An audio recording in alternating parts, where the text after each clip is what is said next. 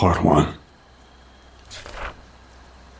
I'm currently sitting in front of my laptop, my fingers hovering over the keys, trying to make sense of the nightmarish events we've just endured. The horrors we've unearthed linger in my mind, like a terrible dream that refuses to dissolve with the dawn. My therapist suggested writing everything down to process the trauma, she said. It's easier for her to say that from the comfort of her cushy armchair with her degrees on the wall, and that professional empathy perfected over the years of dealing with people like me. But where do I even start? At the beginning, I guess. So, here it goes. My name is Rain. In another life, I was a detective for the New Orleans Police Department, but I left, delusioned by the unyielding corruption and ineptitude. I couldn't stand being a part of a system that turned a blind eye to injustice and suffering. Nowadays, I work with my husband, Asher. We run a private investigation firm, tackling cases that fell through the cracks. Cases that others are too afraid or too dismissive to touch. It was just another scorching summer day in New Orleans when it all began. I remember how the oppressive humidity hung in our French Quarter office like a specter, wrapping its sticky tendrils around everything. The air conditioning provided a comforting drone. I was leafing through a seemingly endless stack of case files, their details blurring together while I found myself staring across the desk at Asher, my partner in both life and crime solving. He was hunched over his chair, scrutinizing the digital blueprints of a building related to our latest case. His short black hair was starting to show the first signs of silver around the temples, a subtle nod to his approaching middle age. A strong, angular jaw adorned with a dusting of stubble, adding a rugged charm to his features. His deep brown eyes, expressive and warm, held 1,000 untold stories. They were the kind of eyes that draw you in and don't let go, an enticing mix of wisdom, mystery, and a dash of playful mischief. His face bore the scars of his past, a poignant reminder of the IED explosion that nearly claimed his life as a young Marine in Iraq. Find anything interesting? His voice, calm and soothing, broke the silence. Just the usual, I replied, rubbing my temples to ward off the encroaching headache. Cheating spouses, insurance scams. You know, the glamorous life of a private eye. He chuckled, a low, warm rumble that echoed in our small, hole-in-the-wall office. Hey, did you forget about last week? We rescued Miss Dorsey's cat. What was her name? Sir Fluffington? We're heroes.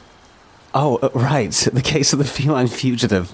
I laughed, shaking my head at the ridiculousness of the incident. It wasn't really a case. Our elderly neighbor, Miss Dorsey's tabby cat, had gone missing, and she had asked us to help find him. As it turned out, Sir Fluffington had trapped himself inside her pantry amidst cans of tuna and bags of dried kibble. But yes, I suppose that was our one good deed of the week, I giggled. Our light-hearted moment was interrupted when Abby, our young secretary, poked her head into the office. The urgency in her wide, hazel eyes was a contrast to her usual composed demeanor. Renee, there's a woman on the line. A Therese Leblanc from Cameron Parish. It's about her daughter. She sounds distraught. I think you should handle this one. I shot a glance at Asher, eyebrows furrowed. Cases from outside the city were rare, especially as far away as Cameron. Thank you, Abby, I responded. Patched her through my phone. Hello, Miss LeBlanc? I asked, picking up the call, keeping my voice steady. A crackle filled the room as the line connected, followed by a timid, Bonjour, this is Detective Tran. The woman's voice had a distinct Cajun accent, the kind you only really hear in the rural parts of Louisiana. There was an urgency in her tone, a desperate plea for help. Yes, ma'am, this is Renee Tran, I replied. I have you on speaker. My partner Asher is also here with me. How can we help you, Miss LeBlanc? Tears were evident in her voice as she choked out her story. Ma, feel it. My daughter, Gabrielle, she's 17. She just never came home one day. Been 2 weeks now. Gabby ain't the kind of girl to run away. You gotta believe me. She was always home on time, did her chores without fuss. She's a good girl. My heart clenched as I heard the pain in Miss LeBlanc's voice. It was a sound all too familiar in our line of work. Desperation, fear, the gnawing uncertainty. I exchanged a glance with Asher, the silent understanding passing between us. This was the kind of case we lived for. Miss LeBlanc, Ash chimed in, his voice as steady as a rock. Did you contact the local police? A bitter laugh echoed from the other end of the line. Yes, I did. But them officers, they're treating it as if she's just a runaway teen. They say she'll come back when she feels like it. But I know my Gabby. She wouldn't do that. Something's wrong. I'm so sorry you're going through this, ma'am, I said softly. The desperation in her voice was palpable. Here was a mother, helpless and terrified, reaching out for help. Her desperation resonated with me.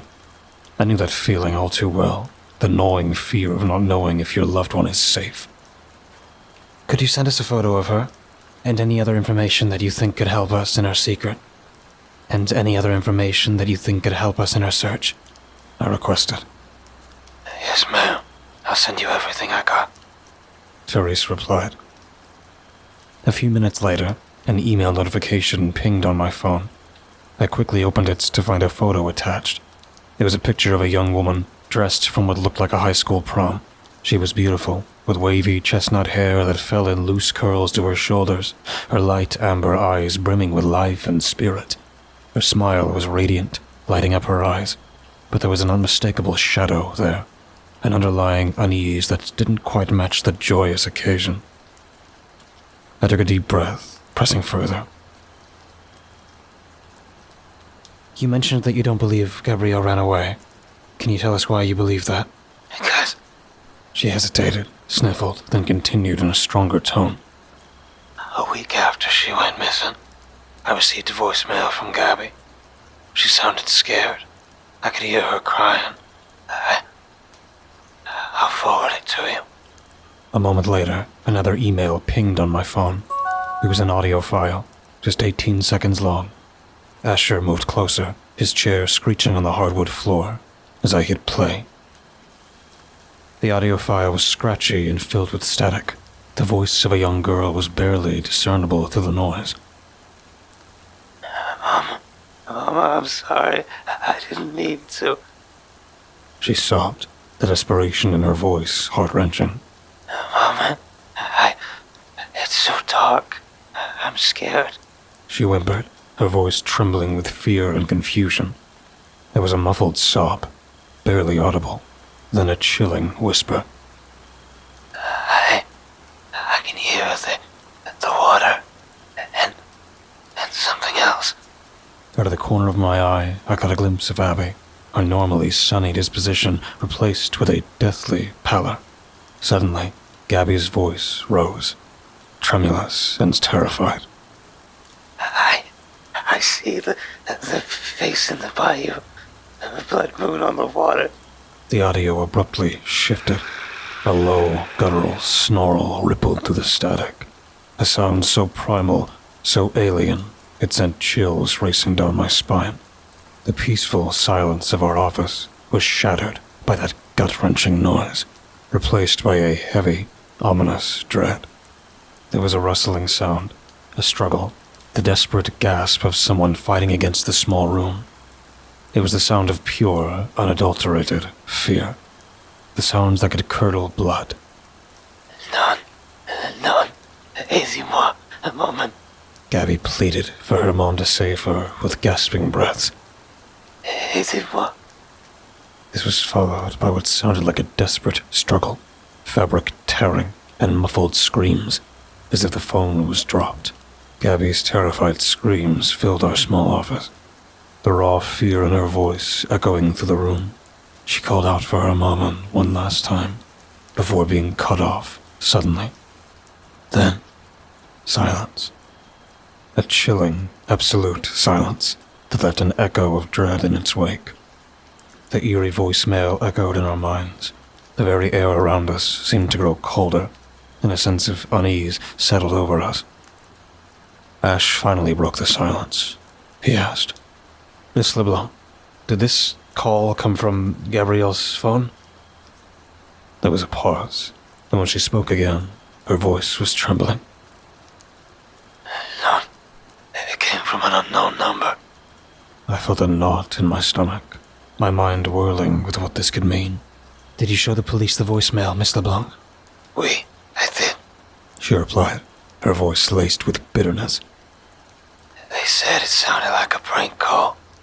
They told me there's no evidence of foul play. They said kids these days are capable of anything for attention.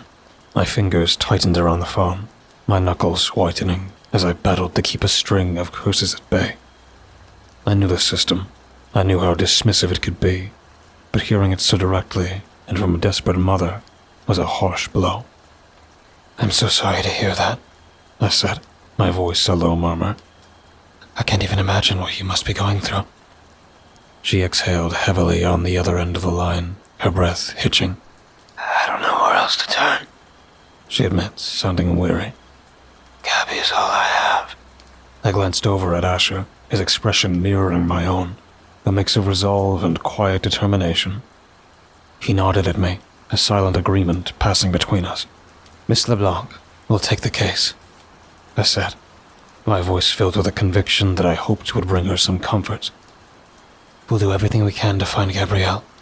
There was a pause on the other end, and then I heard her exhale, a sob hitching in her throat. Merci, detectives, merci. You don't have to say anything, Asher reassured her, his voice soft and soothing. Just give us everything you can on Gabrielle. Pictures, text messages, information about her friends. Anything that could help us find her. Oui, I will do that. Again, thank you both so much. Therese said, her voice filled with gratitude and a glimmer of hope. As we ended the call, I felt a chill settle over the room. Outside, the sun was beginning to set, casting long shadows in our office. The reality of what we'd just committed to was slowly sinking in. We were about to delve into the unknown, into the heart of the Bayou, chasing after a sinister mystery that had swallowed a young girl whole. But we were ready. We had to be. I turned to Asher, determination stealing my voice. Let's get to work. Asher and I spent the evening poring over the details that Therese had sent us. We sipped on cups of lukewarm coffee, our dining table transformed into a makeshift war room, littered with photos, printouts of text conversations between Gabby and her mother, and screenshots of her social media activity. It was like trying to piece together a jigsaw puzzle, without having any idea of what the final image should look like. The texts revealed nothing unusual. There were no heated arguments, no mention of a new boyfriend, or signs of a secret life. On social media, her posts were mundane and innocent. Family photos, selfies with friends, chats about school, and weekend plans. We scrutinized each detail, looking for any clue, any hint that could lead us to her. There was nothing that hinted at a motive for Gabby to run away. No signs of struggle at home, no obvious signs of depression or anxiety. She was a regular teenager, on the cusp of adulthood, full of potential, her life ahead of her. We also listened to Gabby's voicemail message again and again, trying to decode the cryptic phrases, the face in the bayou, and blood moon on the water. These enigmatic words felt like they held the key to her whereabouts. If only we could decipher their meaning. As the clock ticked towards the early hours of the morning, we reluctantly decided to call it a night.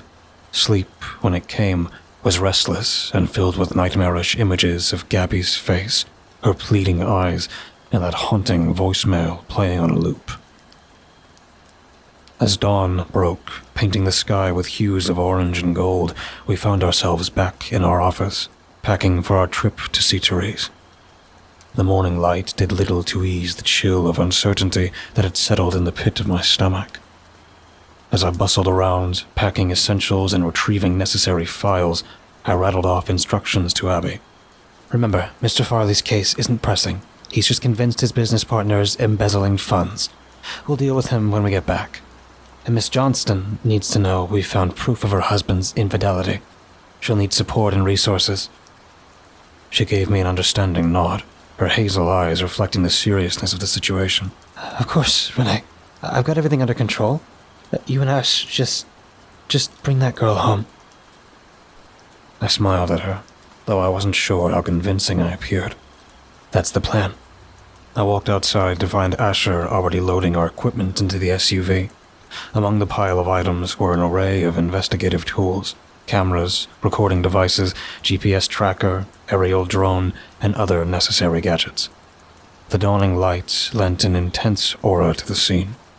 Ash went to the back of the car, his hand on a secret compartment built into the vehicle's floor. With a swift twist of a hidden latch, he opened it, revealing a small, compartmentalized arsenal of weapons. He selected 2 Glock 19 handguns, sturdy and reliable, their black surfaces reflecting the sunlight. Here. Ash handed me one of the pistols, his eyes meeting mine.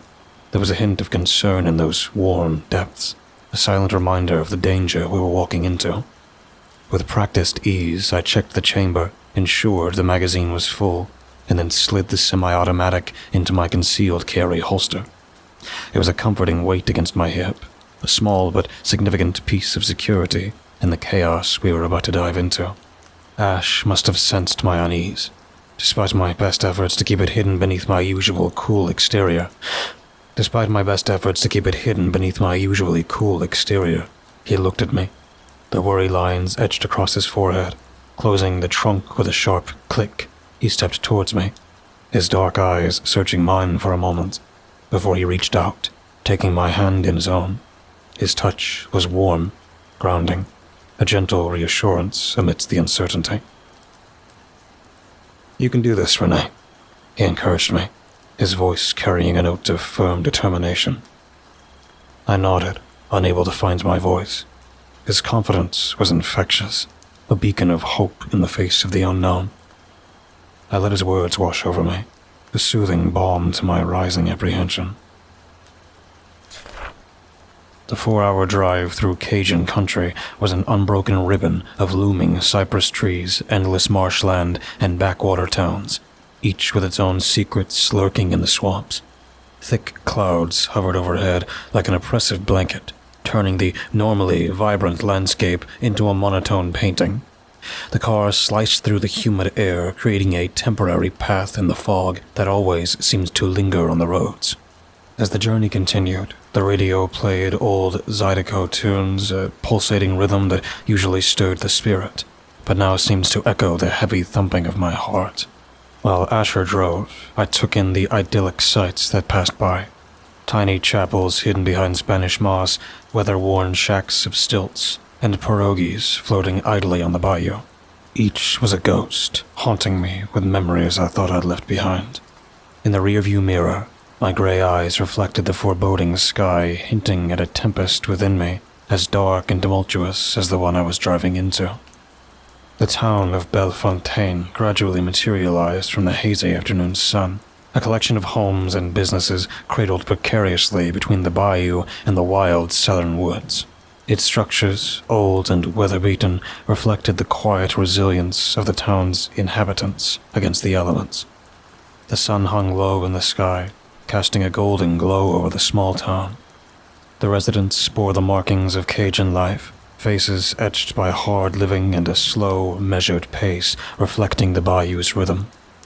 Yet their eyes shimmered with a vibrant spirit, alive like the swamp's twinkling fireflies. We pulled up to Teresa's place, a stilted bungalow with a weathered, peeling paint clinging desperately to its wooden frame. A large, gnarled cypress stood like a sentinel in the yard, its mossy branches swaying gently in the warm breeze. The home was modest but uninviting, adorned with hanging baskets of vibrant flowers that bloomed defiantly in the afternoon light. As I stepped out of the car, Therese emerged from the house to greet us, wiping her hands on a well-worn apron. Her silver-streaked brunette hair frames a face etched with the resilience of time. A flicker of surprise crossed her face when she showed me. I supposed I didn't fit the image she'd constructed from our phone conversation.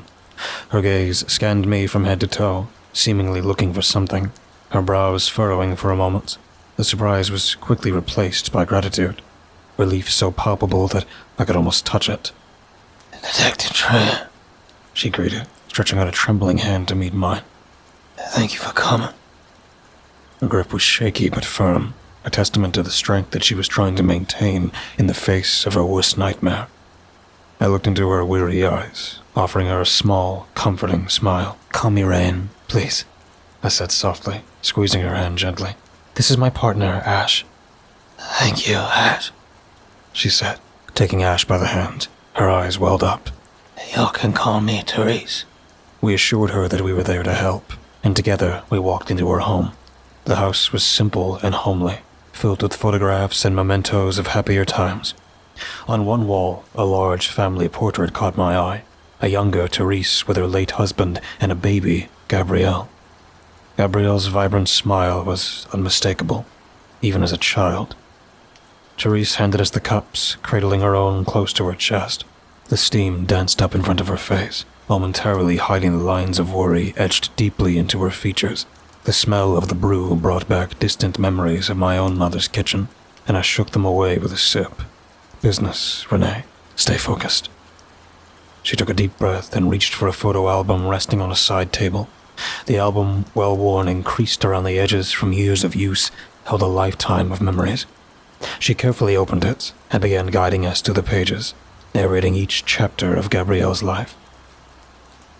"That's my petite," she said, her accent curling around the words as she pointed to a picture of a younger Gabby, her small hands delicately poised over the strings of a miniature violin. "She picked up the violin when she was just 6, took to it like a gator to water." Ash and I listened intently, making mental notes of the information we were gathering. Gabby's passion for the violin was clear. It shone through every photograph, her face always lighting up in the presence of the instrument. "Did she have any particular place where she liked to play?" Ash asked gently, his gaze never leaving the images of Gabby. Therese paused, a thoughtful look crossing her face. "Gabby loved to play out by the bayou. Said the music sounded better there. Echoed through the trees just right," she said, her fingers lightly tracing over a picture of Gabrielle playing her violin in the swampy woods. Therese gently turned the pages of the album, as if afraid of disturbing the memories captured within its pages. "Did Gabrielle mention anything unusual to you?" Ash asked. "Before she disappeared, did she seem troubled or worried about something?" The lines on Therese's face seemed to deepen as she considered my question. "She's been restless lately," she admitted, her voice barely above a whisper. "Like she was anticipating something." "Can you recall anything specific?" I interjected, leaning forward. Therese shook her head slowly. "No, nothing special. Just a feeling, you know." We understood. Often, feelings and hunches were all we had to work with in the beginning. Every lead mattered, no matter how insignificant it might seem. After a moment's silence, I decided to tread into deep waters. "Therese, did Gabby have any reason you know of to run away?" The question hung heavily in the air, charged with the unspoken fear of parents everywhere. Therese took a deep breath, her fingers tightening around the mug as she considered my question. No, Gabby wouldn't run away. She just graduated high school, you know." She sighed, the sound heavy with weariness. "She was so excited about going to LSU. I got a full-ride scholarship and everything. She loved this town. She was ready to see the world, to make her mark."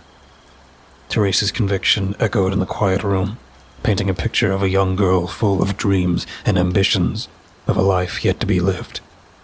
But as a detective, I had learned to be cautious about accepting everything at face value. My gaze met Ash's, his eyes echoing my own thoughts. We needed to delve deeper to find any thread that might lead us to Gabrielle. "Can we take a look at Gabby's room?" I asked, hoping it might provide some clues. Therese nodded, setting her mug aside and standing up. "Sure thing, Detective. Rain." She corrected herself with a little smile. Therese guided us up a narrow staircase, her hand gliding gently along the banister. The second floor was smaller, more intimate.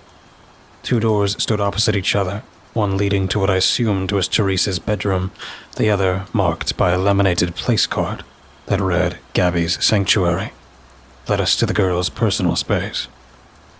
Gabrielle's room was a reflection of her personality, at once both typical of a teenager, yet uniquely her own. Posters of rock bands and classical composers hung side by side on the walls, a testament to her diverse music taste. A wooden music stand held sheets of music filled with annotations in Gabrielle's neat handwriting. What struck me the most, however, was the missing violin. The empty stand stood like a gravestone, casting a long shadow in the afternoon light. Her violin. Therese began, her voice choked with emotion. She'd never leave it behind. As I began sifting through the room for any physical leads, Ash settled at her desk, firing up her laptop. From the corner of my eye, I could see Ash's barely concealed frustration as he was unable to log in. Therese approached him, a small piece of paper clutched tightly in her hand. She handed it over, her eyes filled with a mix of concern and curiosity. Try this, she suggested. It's the password. We share the laptop. The comment caught me off guard. Share? I asked incredulously. Isn't that Gabby's personal laptop? Therese shook her head, her eyes downcast. No, it's the family laptop. We can't really afford more than one. Gabby's the one who really uses it, though. I mostly just use it to check my email. I glanced at Therese, surprised. And she's okay with this. Most teenagers I know keep their laptops like Fort Knox. Therese simply shrugged, a tender smile tugging at the corners of her lips. I guess. But Gabby and I, we're close. We don't keep secrets from each other. Simultaneously, I was going through Gabrielle's closet, thumbing through the assortment of blouses, dresses, and jackets. I felt something rough and coarse under my fingertips, pulling out a pale pink sweater, with patches of strange fur clinging to it. Therese, I called, holding up the sweater. Do you have any pets? Therese shook her head. No shit. I'm allergic to dander. We've never had pets. I bagged the sweatshirt for further examination, the mystery of the strange fur adding another layer to our investigation. From the other side of the room, Ash looked up from the MacBook he had been examining. Her search history's been wiped clean, he said, his brow furrowed in thought. She didn't want us to see something. That's weird, I muttered to myself. I surveyed the room more thoroughly, looking for anything else that might provide a clue to her whereabouts. My gaze fell to the floor, noticing the edges of an oddly placed rug. Kneeling down, I found a subtle indentation that marked the outline of a small, square compartment. I pushed the rug aside and gingerly worked my fingers into the indentation. With a soft click, a concealed latch sprang open, lifting a section of the wooden floor to reveal a hidden space. Inside, there was a shoebox, which I carefully lifted out. It was surprisingly heavy for its size. Opening the box, I discovered an envelope full of money, over $1,000 in cash. I was taken aback. What could a teenager need with such an amount? Digging further, I pulled out a name tag. La Bête du Bayou. It reads, the words elegantly scripted on the small piece of plastic. The Beast of the Bayou. An employee tag. From where? A bar, a restaurant, a shop. My mind was reeling with possibilities. The last item in the box was a sketchbook. The worn leather cover was soft beneath my fingertips. The pages within heavy and filled with Gabby's artistic expressions. The initial sketches were typical of a teenager. Doodles of her friends, her family, her school. Some pages were filled with impressively detailed renditions of the bayou. But as I flipped further into the book, the tone of her drawings shifted drastically. There were sketches that were less grounded in reality, more abstract and shockingly disturbing. Figures were twisted into impossible shapes, eyes were devoid of pupils, and faces were trapped in silent screams. Interspersed between those disturbing images were pages filled with complex geometric patterns. These designs hinted at hidden meanings. One image in particular made my blood run cold. It was a self-portrait of Gabby drawn with a harsh, almost violent intensity. In the image, something seemed to be growing inside of her. A dark, serpentine form that twisted around her organs, its head nestled against her heart. It had eyes that stared straight out of the sketch, the lines so intensely dark they seemed to burn holes in the page. "Ash," I called out, my voice trembling slightly. "You need to see this." "This isn't just a girl running away," he murmured, standing next to me, running his fingers lightly over the rough lines of the sketch. "Something else is going on." Therese, who had been quietly watching from the doorframe, took a step into the room. What's that? She asked, her gaze falling on the sketchbook. I held it open for her to see, and her face paled. Mon Dieu, she never showed me these. Therese muttered, her hand reaching out to touch the paper gently. Oh, Gabrielle. We sat there in silence for a moment, taking in the horrifying revelation. The sketches hinted at a terror that seemed to be consuming Gabby from the inside. We had to find her, and fast.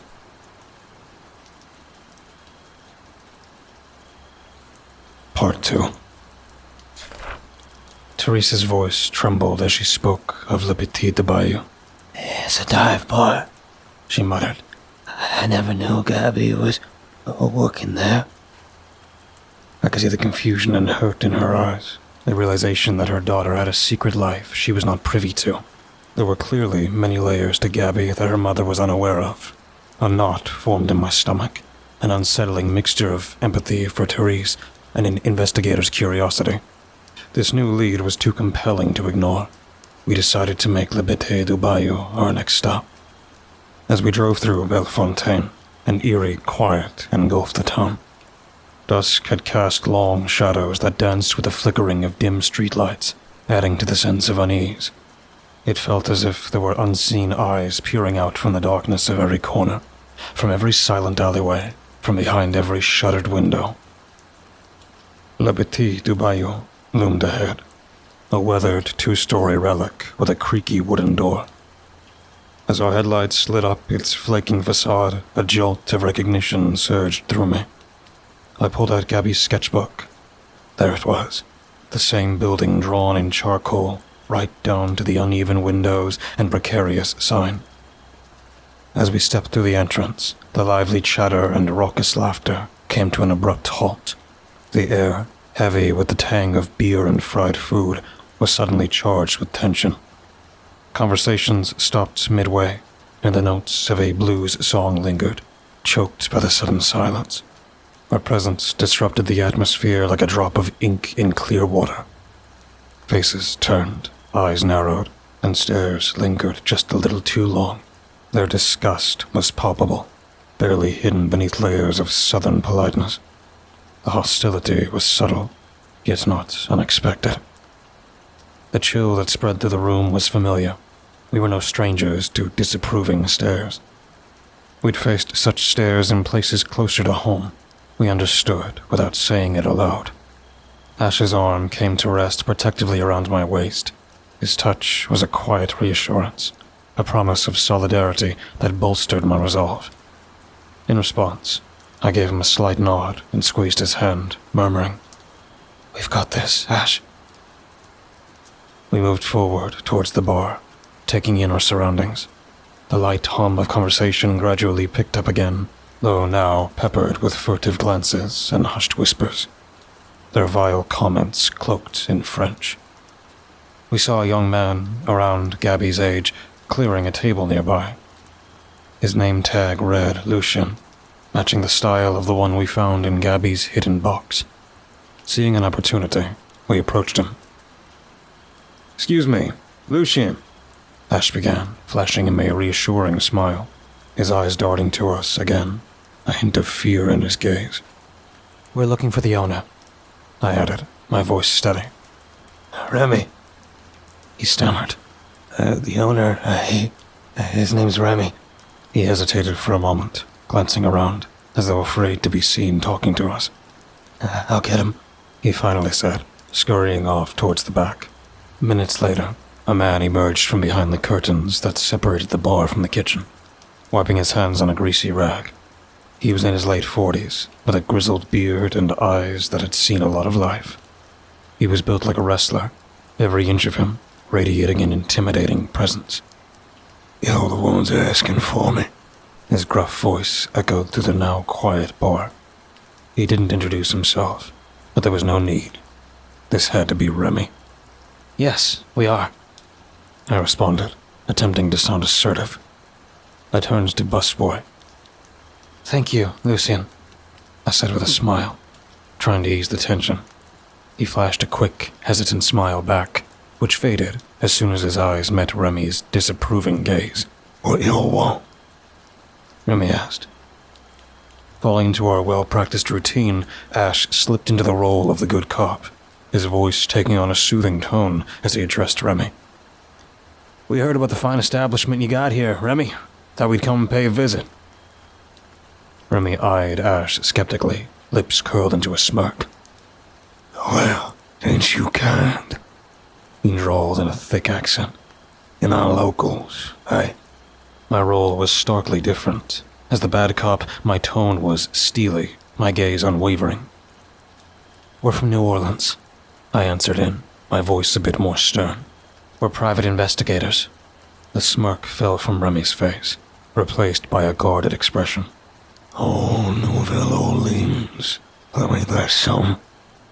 We all investigating so far from home. A girl, Gabrielle, I replied, pulling out a photo of Gabby from his pocket and sliding it across the bar towards Remy. She's been missing for 2 weeks.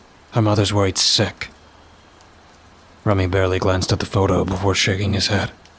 I don't know. You sure? I said, leaning on the counter to narrow the space between us. That's funny, because we have reason to believe Gabby worked here. His gaze darted between us, irritation flickering in his eyes. Who's feeding you all these stories? Ain't no Gabby working here. I know my staff. Remy, I started, my voice firm. I don't appreciate being lied to. You calling me a liar, Shell? He scowled at me with pure disdain. Yeah, that's exactly what I'm calling you, I retorted, reaching into my jacket and pulling out the name tag we had found, sliding it across the bar to him. The badge rested on the counter, its plastic surface catching the dim light of the bar. Gabby emblazoned across it. Remy glanced at the name tag, his lips forming a thin line. This don't mean nothing. Actually, it means quite a lot, I countered. It means you've been hiring minors to work at a place that serves liquor. I tutted, shaking my head with feigned disappointment. The sheriff might be very interested in that.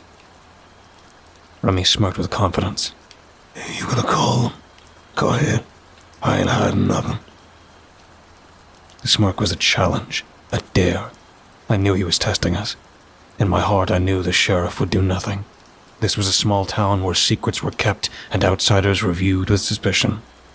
The police had already turned a blind eye to Gabby's disappearance. All right, I started.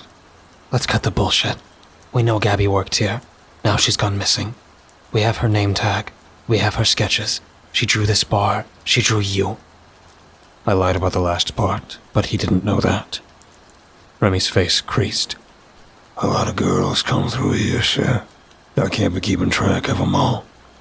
You know, we're just trying to find a missing girl. But your denial, your defensiveness, it does make me wonder. I began to say. Wonder about what? He spat, clearly rattled. About your involvement, I stated, staring him down. Gabby had a secret life here, one that her own mother didn't know about. Then she goes missing.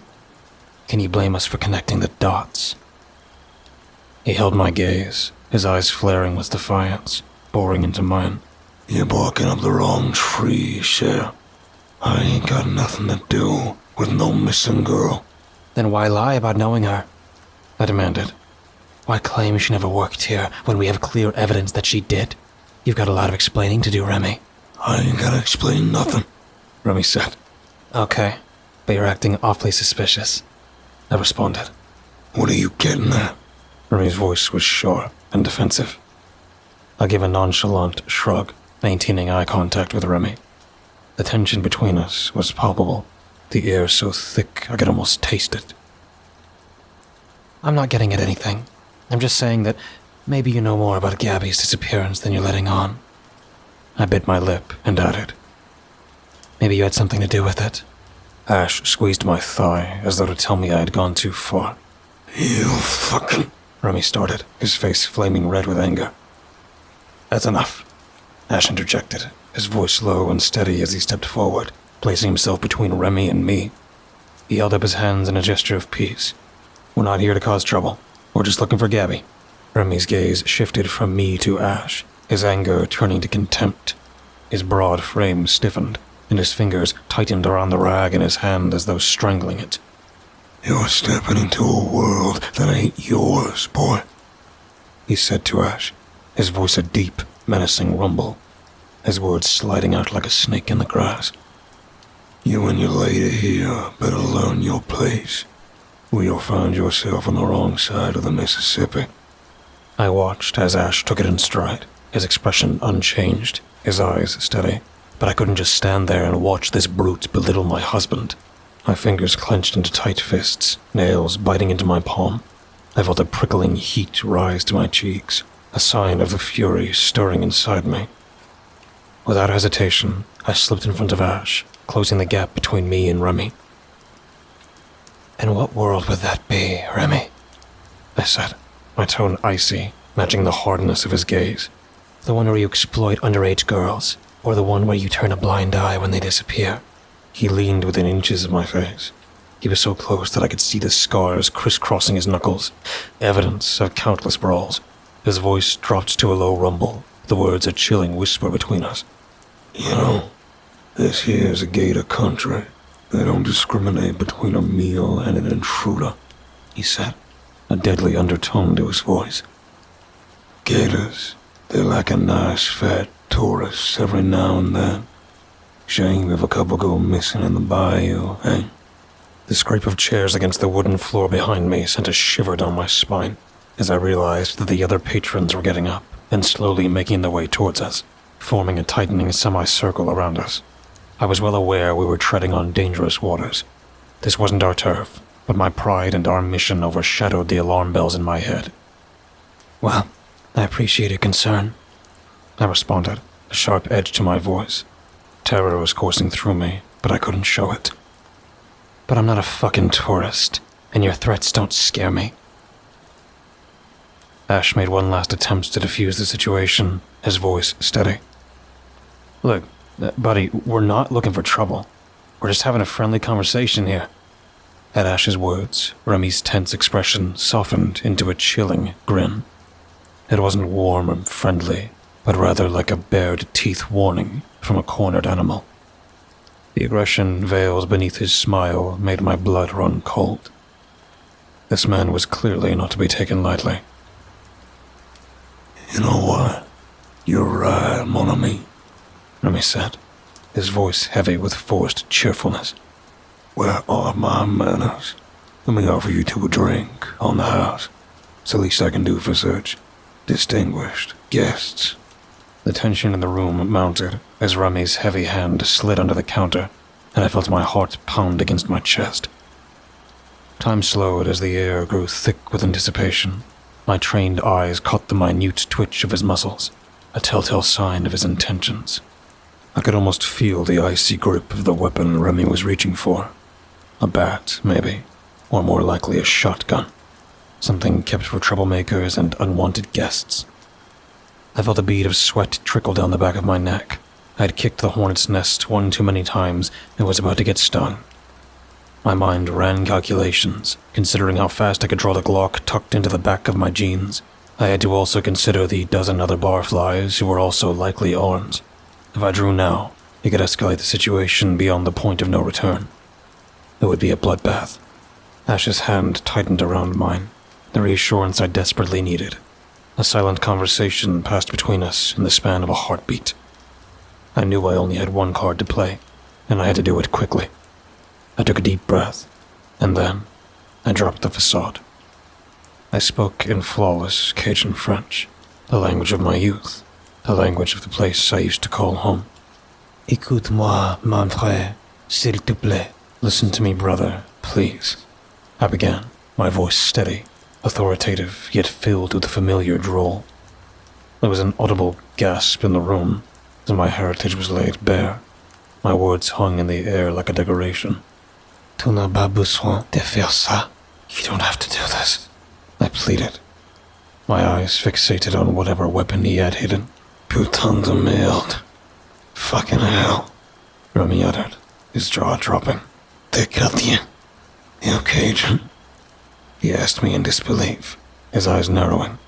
Ouais, I nodded. Gardien ni élevé. Yes, Cajun born and raised. The admission was like a shockwave through the room. Remy's hand, which had been reaching under the counter, froze in place.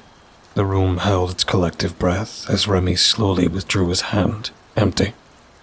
I felt a sigh of relief catch in my throat as Remy straightened, regarding me with new interest. Pourquoi tu ne l'as pas dit plus tôt?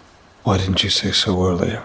He asked, his tone no longer aggressive, but genuinely curious. Parce que tu ne m'as pas donné la chance. Because you didn't give me a chance, I replied, my voice strong. Remy studied me with a new intensity. Where are you from, petite? He asked, reverting to English, though his tone was softer now. Assumption, Paris, a small place called Pierre-Pat. I replied sheepishly. My past isn't something I like to talk about.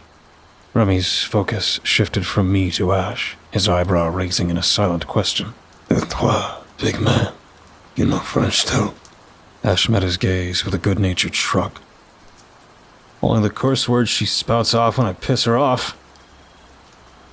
The barflies, most of whom had been eyeing us with suspicion and hostility moments ago, broke into chuckles. Remy shook his head with a wry grin. Well, ain't you two a pair? He turned his gaze back at me. He was silent for a long time, scrutinizing me, as if trying to piece together a puzzle. Eventually, he sighed heavily, the animosity in his gaze finally receding. Okay, Shell, he said, resignation lacing his voice. Let's talk. Take a seat, he offered, his voice lacking its previous hostility. Ash and I exchanged glances before cautiously accepting his offer. He took a couple of beers from the fridge, popping the caps off and sliding them towards us. Gabby, he began, his gaze steady as he glanced at the photo I'd shown him earlier. That girl played a mean fiddle. Could charm the birds from the trees. She was a part of my staff. Damn good one, too. Sweet as pie, harder working than anyone else here. He took a swig of his own beer, his gaze drifting off. She said she needed the extra cash, but who doesn't, right? Remy's fingers played with the rag he'd previously held, his thoughts clearly elsewhere. But something changed these past weeks. The girl seemed tense, worried, like she had the world's troubles resting on her mind.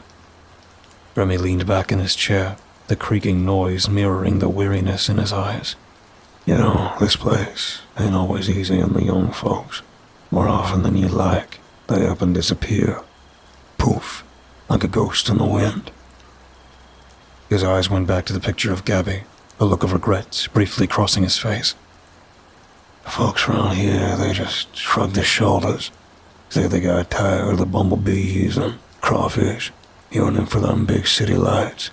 Remy shook his head, his fingers drumming a mournful rhythm on the counter. Truth is, we don't know why they leave, really. Maybe it is the lure of them tall buildings and fast cars, or maybe, just maybe, it's something more. Almost like the Bayou swallows them whole. As I listened to Remy, I noticed in my periphery that Lucien kept glancing at us, his eyes wide with a mix of fear and curiosity. As he cleared my beer bottle, his other hand quickly reached out, grasping mine. A jolt of surprise surged through me as he pressed something small and folded into my palm. I managed to keep a straight face as I curled my fingers around the paper, feeling the texture of a hastily written note. Our conversation with Remy wrapped up soon after, the lingering silence of the bar echoing the gravity of our discussion. As we got back in the car, the cooling night air was a sharp contrast to the heated interior of the bar. I settled into the passenger's seat, feeling the car's familiar warning grooves against my back. I slammed the door shut, harder than I intended, earning a sharp look from Ash. "Rain," You've got to stop doing this. His voice was calm, a contrast to the charged silence that filled the car. I shot him a defensive look. Doing what? He sighed. Acting like a loose cannon. One of these days you're gonna get us both killed. Please. I scoffed. I handled myself just fine back there. Did you? He challenged, his sharp gaze never leaving mine. Or did you just get lucky this time? I couldn't answer that. He was right, as much as I hated to admit it. Yeah, I said, finally breaking eye contact and staring at the winding road. Yeah, you're absolutely right. Wow, did I actually just hear that? He teased, but I could tell he's relieved. I reached into my pocket, pulling out the crumpled note I'd received earlier from Lupin. But I got something. I smoothed it out on my lap to read and held it up for Ash to see. I know what happened to Gabby. Meet me at the pier at midnight.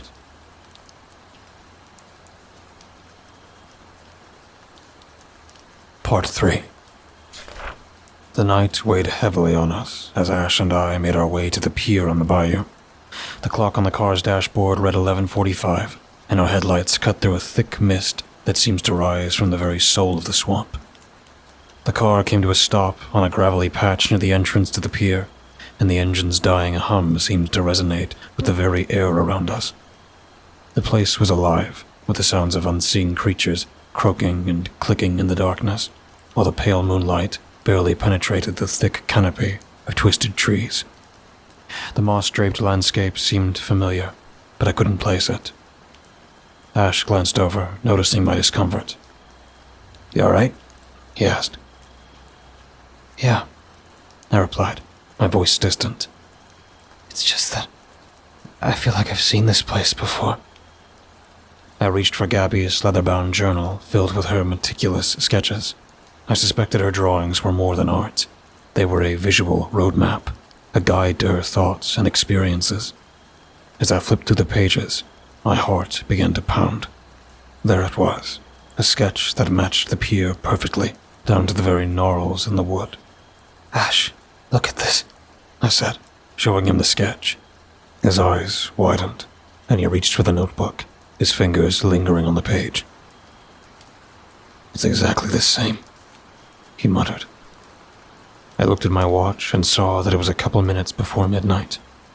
We stepped out of the car, every instinct screaming at me that something wasn't right.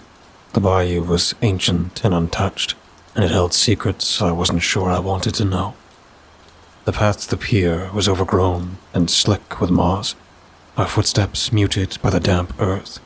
The creaking of the wooden pier under our weight seemed to echo into eternity, and I couldn't shake the feeling that we were being watched. My skin prickled with a sensation of unseen eyes, following our every move. The mist swirled and danced around us, and for a split second, in the distance, I thought I saw something. A figure, twisted and grotesque. It loomed over the marsh, a shadow within shadows, gone as quickly as it appeared. I stumbled, a cold chill racing down my spine, my breath catching in my throat. Ash, I whispered, my voice cracking. He turned, concern in his eyes. What's wrong? Did you see that? I asked, my eyes wide, scanning the darkness where the figure had been. See what? He asked, following my gaze, his hand resting on the gun at my side. I'm not sure. My words felt hollow, and the terror was replaced with a gnawing doubt. Before I could think further, the sound of footsteps reached our ears. They were soft but deliberate, coming closer, breaking through the eerie silence of the night. We turned, weapons drawn, only to find Lupin emerging from the shadows. His face pale and drawn, his eyes held a haunting look, yet his hands trembled as he approached. Lupin! I snapped, holstering my pistol. What the hell? You could have gotten yourself shot. I didn't think you'd actually come, he stammered, surprise and relief in his voice. Of course we came, Ash replied, his tone more measured. You said you knew something about Gabby. Can we talk in the car? Lucian's eyes darted around the swamp, his voice trembling. I don't want to be overheard. In the car, I scoffed, though the prickle on my skin told me he might be onto something. Who's going to overhear us here? Please, he begged, his face pale. I don't know who or what, but something doesn't feel right. I think we're being watched. The words hung in the air, echoing my own uneasy feelings. Reluctantly, I nodded. Fine, come on. We scrambled into the car, and the doors shut with a reassuring thud, though the sense of unease lingered. Once inside, I could see Lucian's fear was genuine, and it matched the uneasy feeling I'd been experiencing. I tried to be patient, but my mind was racing. Okay, Lucian, spill it. What's going on? He looked out the window, his eyes lost in the darkness. Gabby and I, we've been seeing each other. Seeing each other? I pressed, not satisfied with his vague answer. What does that mean? Were you dating? Yeah, dating, Lucian admitted, his voice barely above a whisper. Dating. And, more than that, but we didn't tell her mom. I didn't tell anyone, really. And why's that? I asked, my patience wearing thin. The suspense was getting to me, and Lucian's reluctance to divulge was driving me crazy. Lucian started, tears welling in his eyes. I just can't. Ash, ever the empath, reached over and placed a reassuring hand on Lucian's shoulder. It's okay, bud, he said gently. We're here to help. We need to understand everything to find Gabby. You can trust us. I caught the meaningful look Ash shot my way and realized I needed to dial back my frustration. With a deep breath, I forced a smile and tried to soften my voice. Lucian, we know this is hard for you, but we need to know what happened so we can help. Please, just tell us everything. Lucian looked between Ash and me, his fear giving way to a hesitant trust. His voice broke as he began to speak. We didn't tell her mom because we were having sex.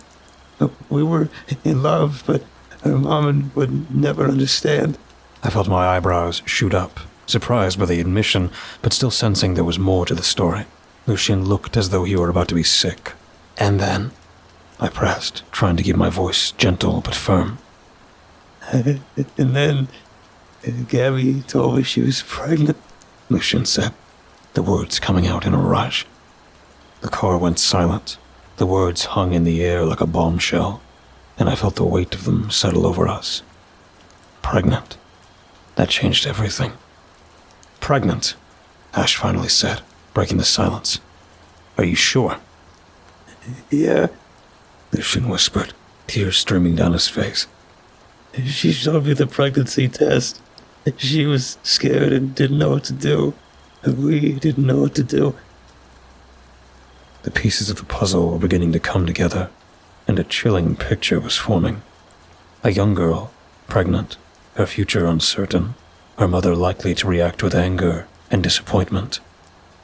I wanted to yell at Lucian and scold him for his reckless behavior, but felt a sudden pang of sympathy for him. He was just a kid, thrown into an impossible situation, and now the girl he loved was missing. I forced myself to push aside my impatience and spoke to him with genuine compassion. I know this is hard, I said softly, but we need to know everything. Did Gabby say anything else? Did she have any plans? Did she talk to anyone else about the pregnancy? Lucian wiped his tears with the back of his hand, struggling to get the words out. I wanted to keep the baby, he confessed, his voice filled with regret and pain. I thought we could make it work, but Gabby didn't see it that way. My heart ached for the young man, who was clearly torn by the memory. I shared a glance with Ash, who gave a subtle nod, encouraging me to press on. What do you mean, Shell? I asked gently, keeping my voice calm. What did Gabby want? She wanted an abortion. He finally whispered, the words barely escaping his lips. She was so scared, and she felt like we had no other choice, but she didn't know how.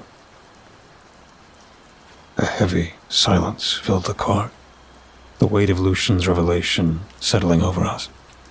The implications were enormous. In rural Louisiana, access to abortion was nearly impossible.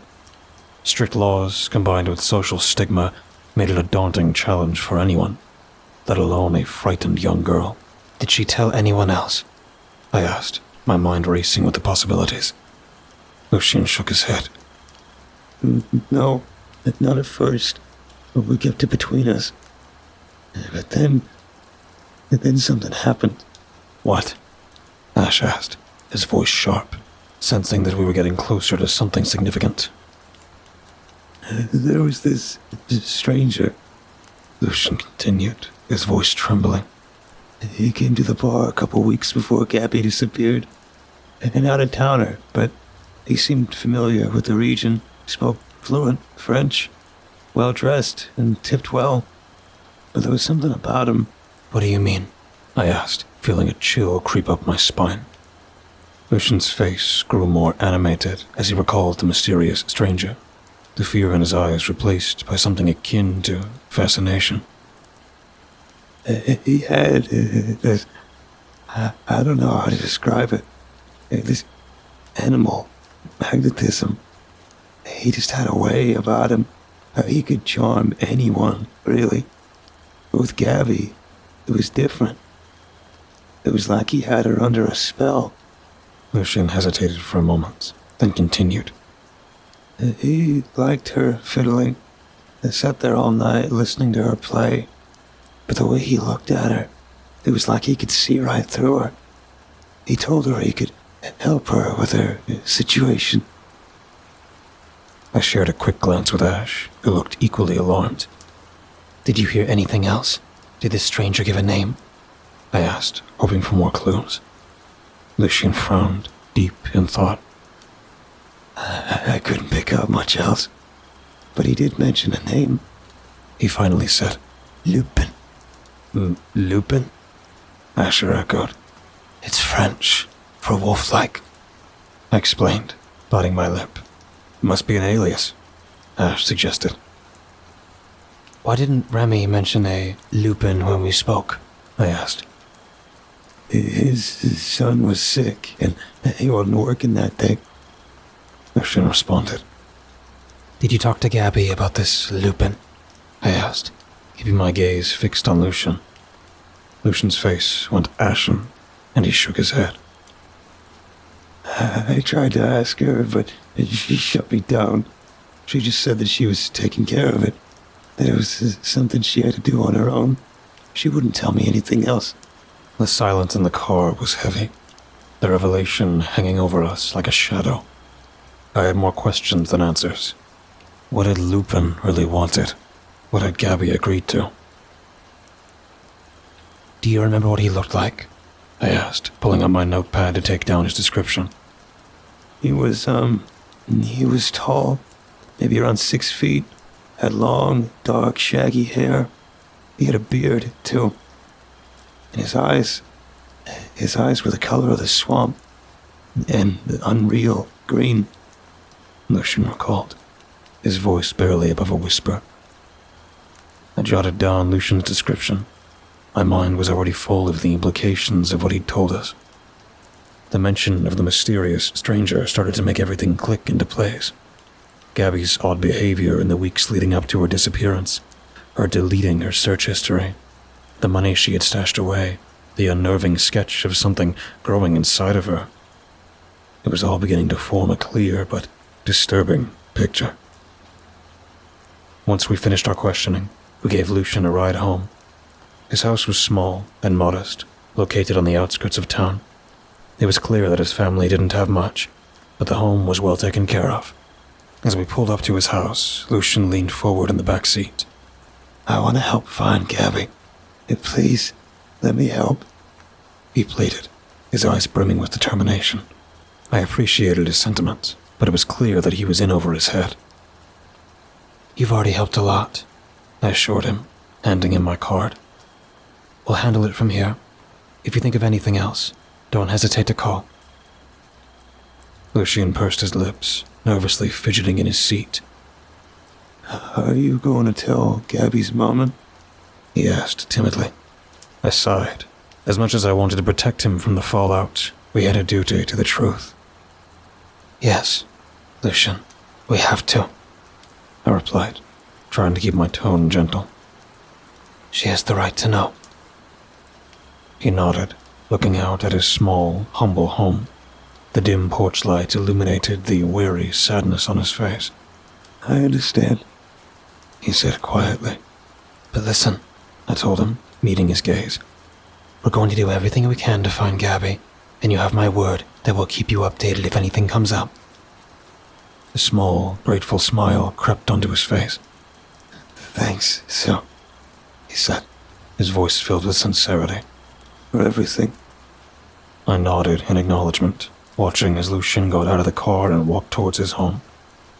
I watched him disappear into the dim light, his silhouette merging with the shadows. A sense of foreboding hung heavy in the air.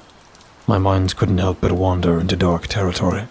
The prospect of a kidnapping or even human trafficking reared its ugly head, casting a chilling shadow over the unfolding mystery. Whoever Lupin was, he was now our prime suspect. I looked out the window, my eyes drawn to the shadowy swamp, a place filled with secrets and mysteries.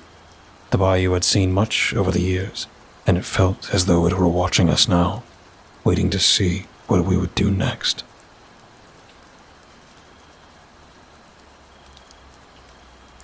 Part 4.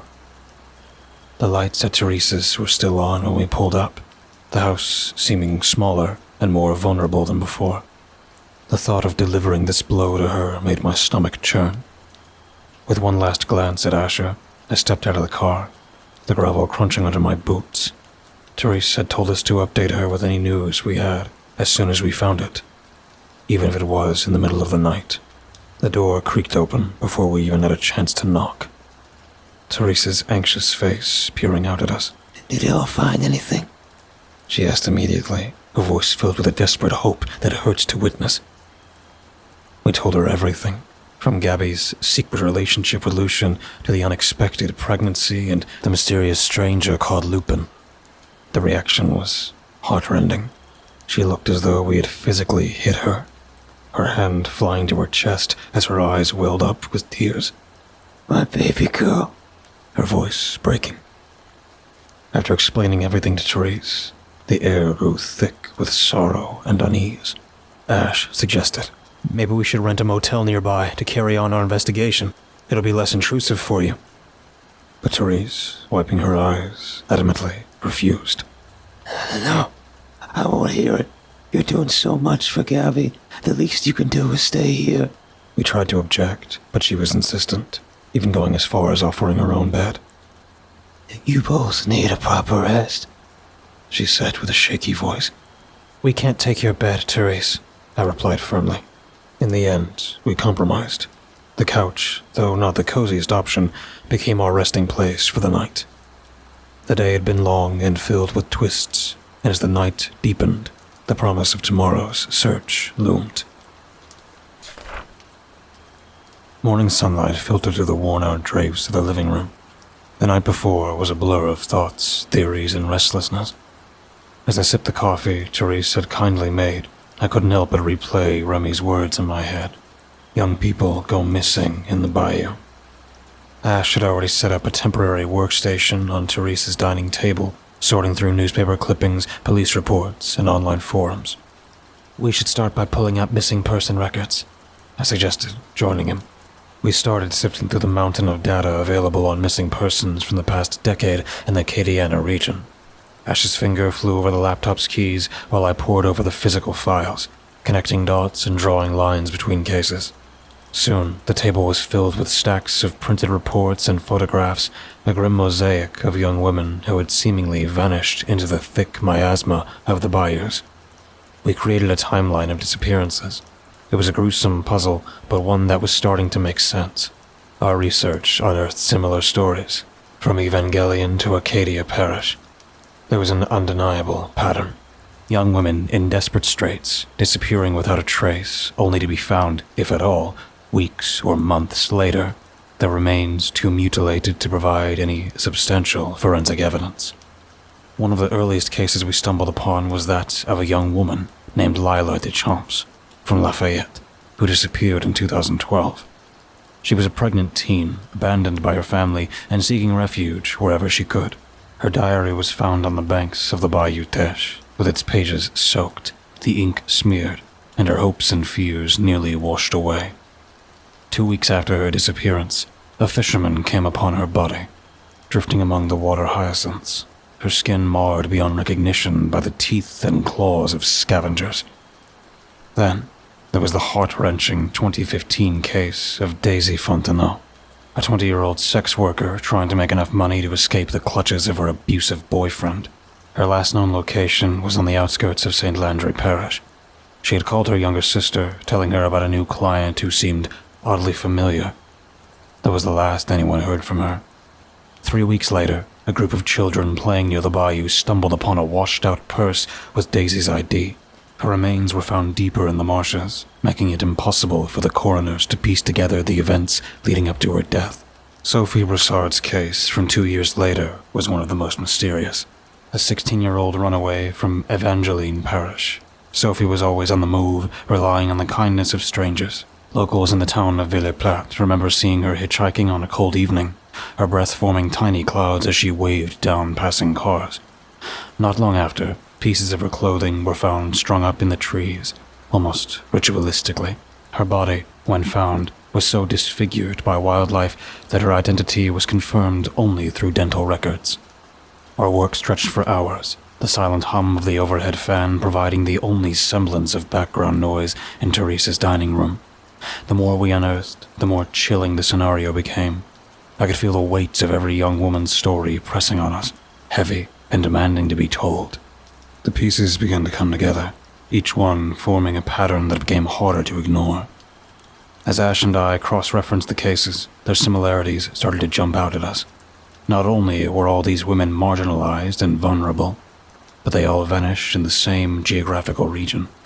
While some bodies were found, others remained undiscovered, their stories written off as tragic tales of individuals who got lost or met with unfortunate accidents.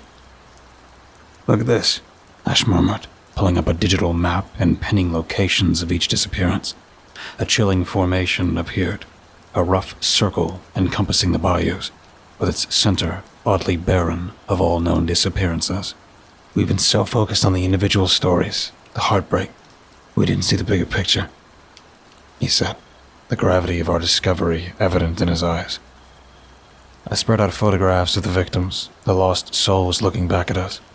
They had been taken from this world too soon, their dreams and aspirations cruelly snuffed out. Do you realize what this means, Ash? I whispered, though I was sure he had come to the same disturbing conclusion. We have an active serial killer, he responded, voice filled with dread. The words serial killer hung heavy in the air, a suffocating weight. One who has been operating under the radar for at least a decade. I felt a chill down my spine.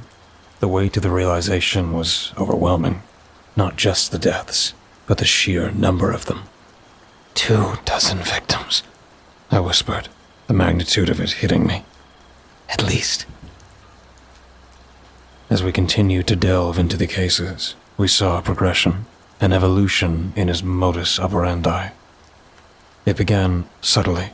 The early victims, like Lila, were found in areas where they could be easily discovered, almost as if the killer was still hesitant, still unsure.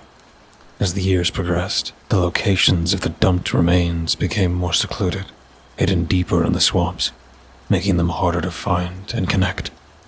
But what was even more disturbing was his increasing audacity. He began to leave tokens that seemed utterly random. A locket, a bracelet, a scrap of fabric. It was as though he was intentionally leaving us breadcrumbs. sick," Ash muttered, frustration evident in his voice. "He's toying with the families and the police." I nodded, pulling out a file that had caught my eye earlier. It was the case of Elise Martel, a college student from Lafayette who had vanished 6 months before Gabby. The circumstances were eerily similar. Elise, like Gabby, was in the vulnerable phase of her life, struggling to find her footing after a tumultuous relationship and falling into drug abuse. Her last known contact was a voicemail sent to her mother's cell phone, which was received 2 days after she reported missing. In the distorted, static-filled message, Elise's voice could be faintly heard, her tone hauntingly calm. "Mom, remember the song you used to sing me when I was scared? I need to hear it now." It sent chills down my spine. There was a pregnant pause at the end, a breath, perhaps a whisper, but it was too garbled to make out any clear words. It was as if the killer had allowed, perhaps even forced, Elise to send this message, playing with the emotions of her loved ones, leaving them with the chilling memory of her voice. Ash played the recording again, adjusting the audio settings in his laptop.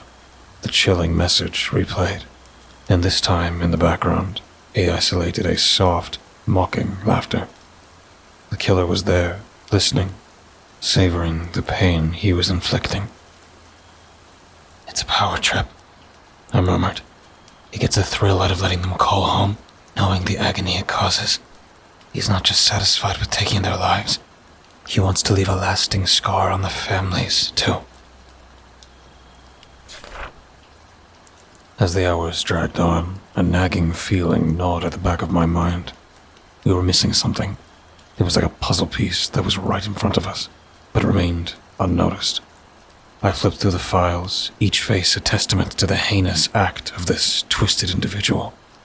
Then, my eyes settled on Lila Deschamps's case once again. I pulled out the photographs from her file, and one, in particular, made me pause. A tarnished silver locket, partially open, resting beside her diary on the banks of the Bayou. My heart raced. The design on the locket, a delicate engraving of a willow tree, was achingly familiar. The realization hit me like a sledgehammer. I'd seen this locket before. Breathing heavily, the room seems to close in on me. A flood of memories washed over me. The sense of foreboding and dread that had been whispering at the edges of my consciousness since we began this investigation threatened to drown me. Ash noticed my distress. "Rain, what is it?" he asked, concern evident in his eyes. Without uttering a word, I bolted from the room, the shock in Ash's voice as he called out to me. Outside, the night air hit my face, but it did little to quench the growing panic. I fumbled for my keys and unlocked the SUV, rummaging through the boxes of cold cases I had brought along. I needed to confirm what I was thinking, what I was feeling. With trembling hands, I pulled out a dusty, worn-out folder labeled Claire Lupin. This was a case that had haunted my dreams in waking moments for over 10 years. Claire was a vivacious 16-year-old from my hometown of Pierre-Part. The memories of her disappearance were etched in my mind, her face forever frozen in time as the girl with bright eyes and a future full of potential. I had been a rookie cop back then, fresh out of the academy. Claire's case was my introduction to the harsh realities of the job. Her body was found weeks after her disappearance, lying among the dense foliage of the bayou, horribly mauled by scavengers. The official reports suggested she might have run away and met with a tragic accident. But I never believed that story. Something felt off. Something was amiss. The faded notes, written in my then neat handwriting, were a testimony to the countless hours I had spent on the case. It was an obsession of mine, long before I became a jaded detective, long before the weight of the world had fully settled on my shoulders. Within the detailed notes, my scribblings became more erratic, showcasing the frustration and helplessness I felt during the investigation. I had documented every lead, no matter how small, and every interview with her friends and family. But the ones that stood out the most were the forensic reports. I flipped to the report from the day her remains were discovered. There, in the meticulous handwriting of the coroner, was a note about fur found intertwined with her clothes and tangled in her hair. Forensics analysis had determined it to be wolf fur. The town was no stranger to wildlife, but the wolves were rare, making the finding unusual. Adjacent to the coroner's note was a hastily sketched map indicating where Claire's belongings were discovered. Her backpack was found just a short distance away from her body, lying half submerged in a muddy puddle, the contents strewn around it. But the most eerie discovery was a waterlogged Polaroid that had been carefully stored in a waterproof pouch. It was believed to be the last photo taken of Claire.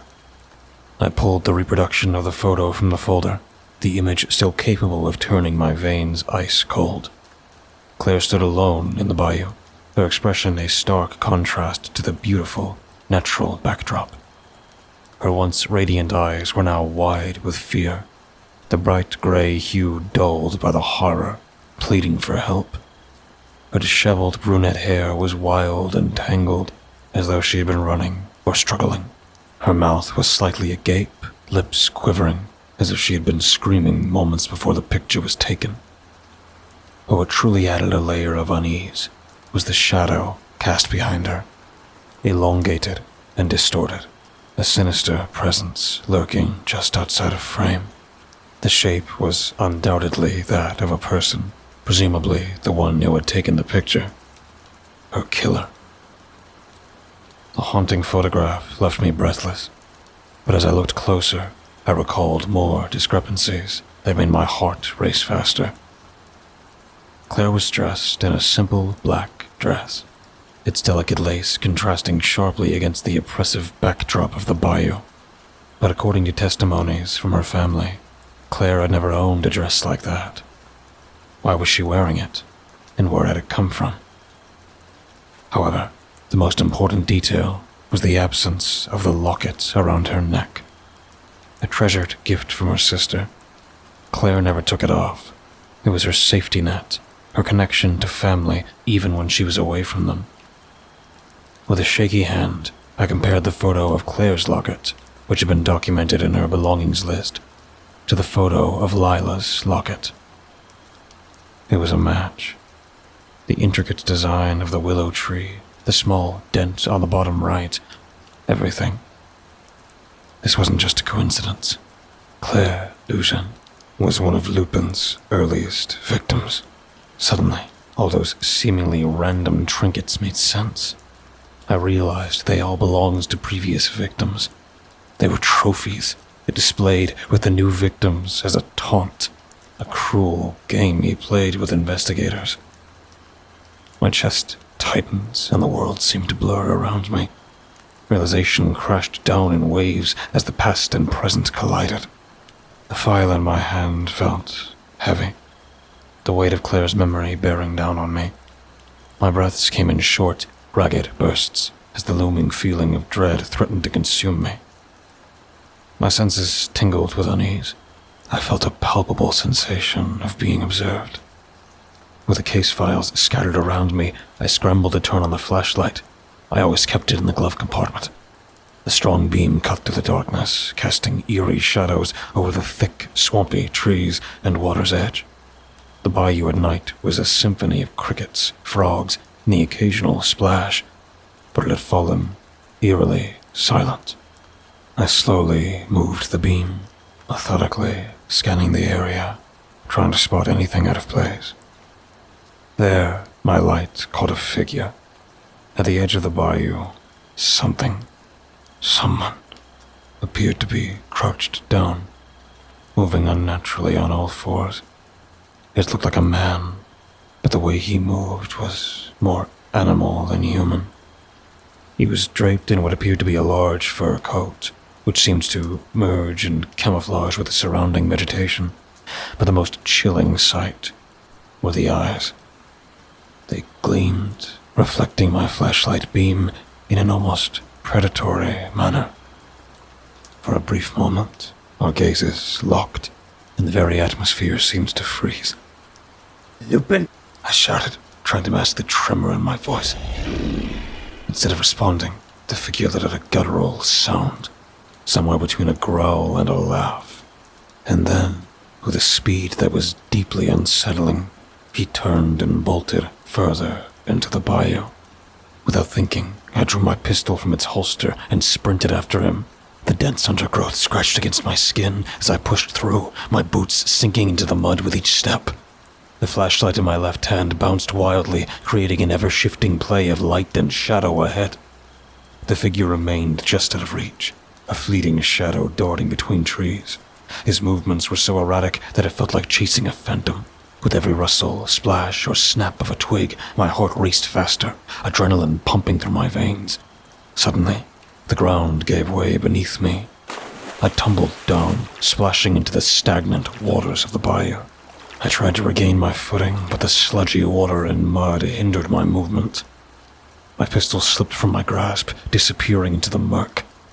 My flashlight, however, remained in my hand, its beam now pointed upwards, casting the trees in a ghostly light. The beam skimmed the murky water, revealing what appeared to be a human form floating on the surface. Panic welled up inside me, the water around me growing colder, and for a split second, I was convinced it was Gabby's lifeless body. But as the light steadied, the grim reality took a different form. Instead of human flesh, I saw the unmistakable scaly hide of an alligator, its underbelly exposed to the night. The creature had been savagely disemboweled, its underbelly torn open, spilling its viscera into the murky waters. The light from my flashlight danced erratically as I tried to gain control over my racing heart. The grotesque sight of the alligator had already shaken me. But what truly stole my breath was the hint of something caught in its mangled jaws. Reaching forward cautiously, my fingers brushed against a soft, silken strand. With trembling hands, I pulled out a lock of chestnut hair, unmistakably Gabby's, bound tightly with a taut violin string. The metallic scent of blood mingled with the musty odor of the bayou, clouding my senses. Lost in my thoughts, I barely recognized the firm grip on my arm until I was yanked upwards. For a split second, panic seized me, and my mind imagined the worst. However, the familiar, concerned face of Ash greeted me. He hauled me out of the muck, his eyes wide with a mix of relief and alarm. Rain, what the hell were you thinking? Running off like that? His voice was tense, but his grip was steady. But before I could respond, an eerie silence enveloped the bayou, broken only by the soft, chilling sobs of Therese, who had arrived on the scene. Her eyes widened in terror as she took in the grisly scene before her. Me, covered head to toe in thick mud and blood, clutching a strand of what she instantly recognized as her daughter's hair. Her face turned deathly pale, eyes bulging in a silent scream. Mon Dieu, je vous en supplie, non? She murmured, voice barely above a whisper, disbelief etched into every word. The quiet bayou was pierced by a heartbreaking scream as she crumpled to the ground, the weight of the evidence in my hand hitting her like a tidal wave. Time seemed to stretch, and everything became a disorienting haze. The world around me muffled, and the weight of the moments bore down on me, making it hard to breathe. My vision tunneled, focusing solely on Therese's tear-streaked face. I could distantly hear her agonized sobs, broken up by desperate prayers in French, each word heavy with pain. Ash quickly moved to her side, wrapping an arm around her shoulders, trying to offer solace in a situation that defied understanding. A heavy dread settled in my gut. Was Gabby still alive, or had I just discovered the last remnant of her existence?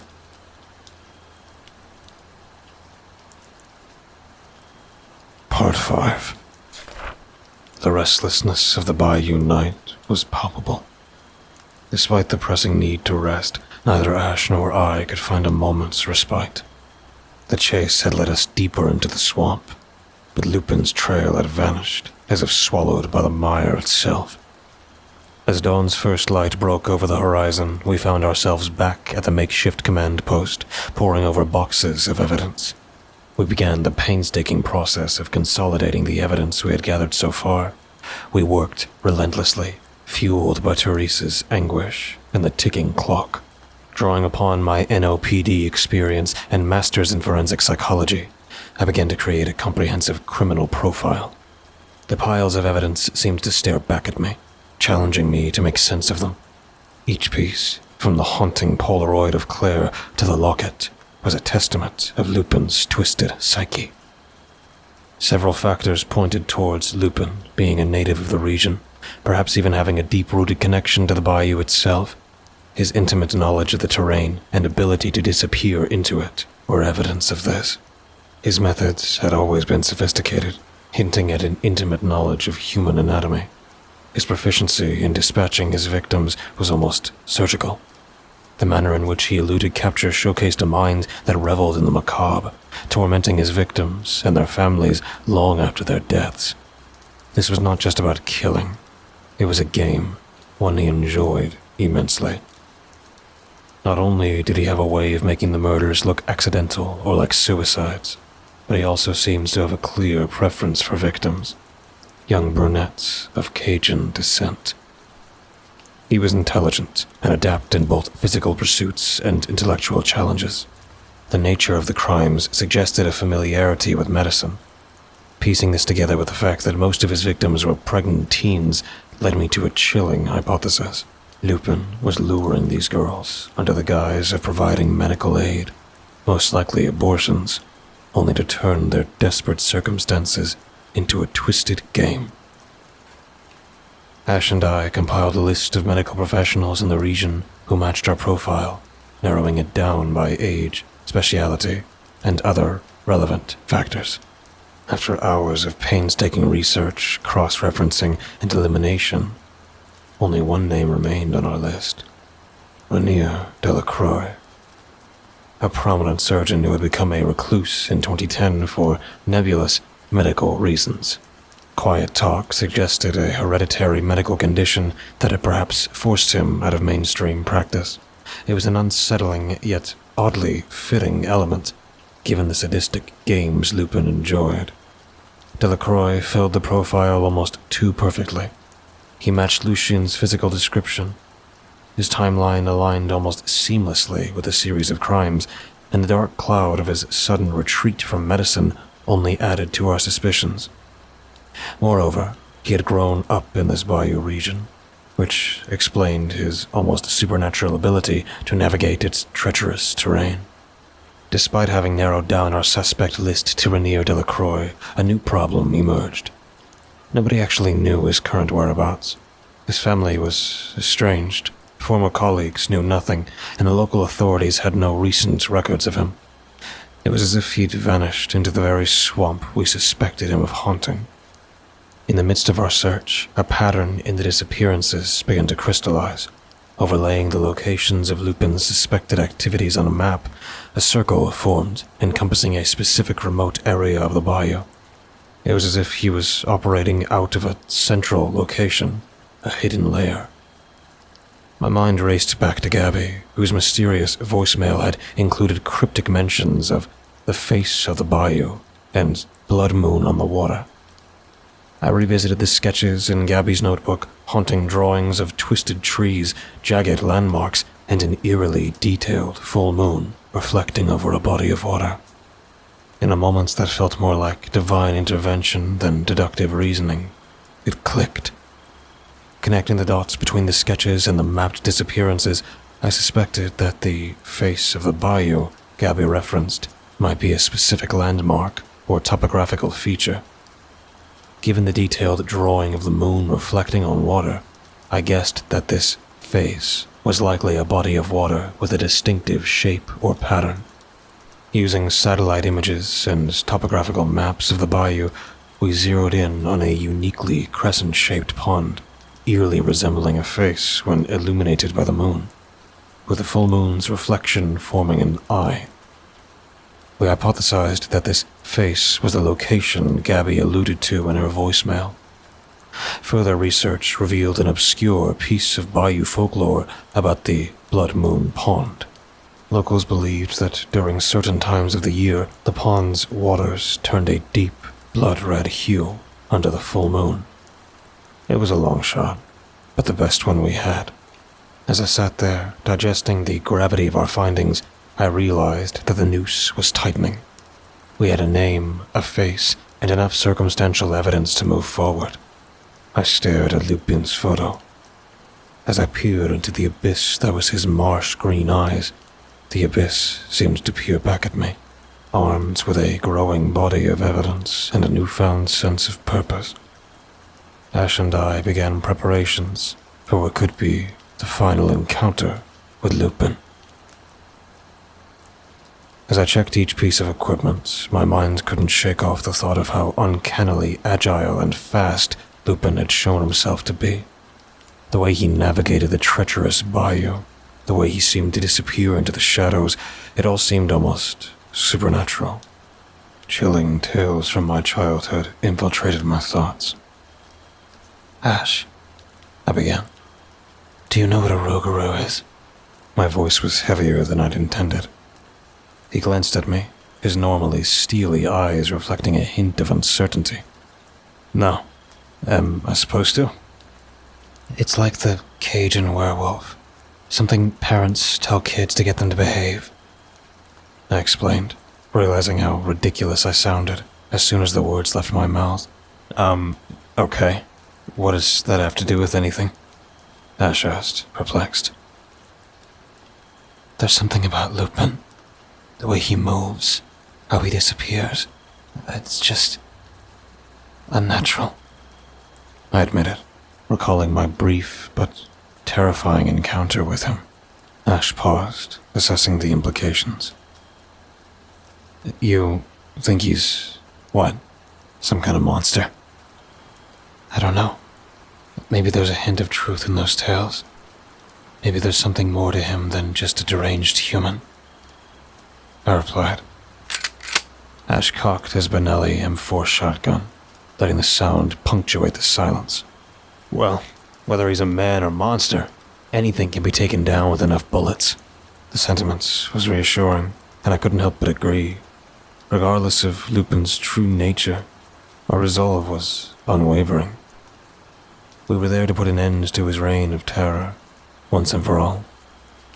As Ash tightened the straps of his tactical vest, I moved towards the table that held our arsenal, my eyes locked onto the AR.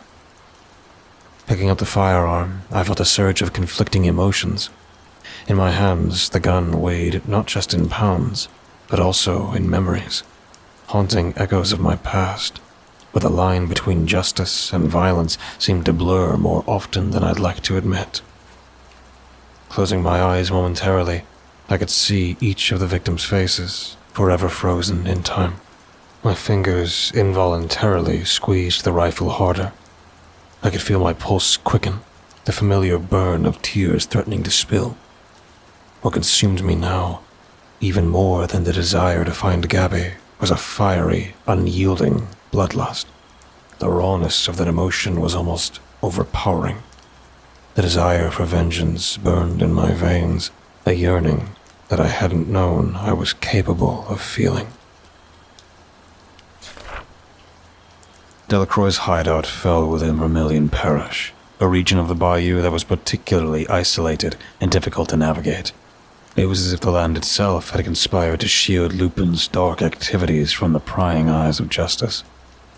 Getting there would be a challenge. We rented an airboat from a local outfitter who, despite asking no questions, clearly sensed the urgency in our demeanor. Navigating through the bayou was like threading a needle with a blindfold on. If the eye of the needle was shifting, floating on murky water, and guarded by gnarled trees that reached out like wraiths.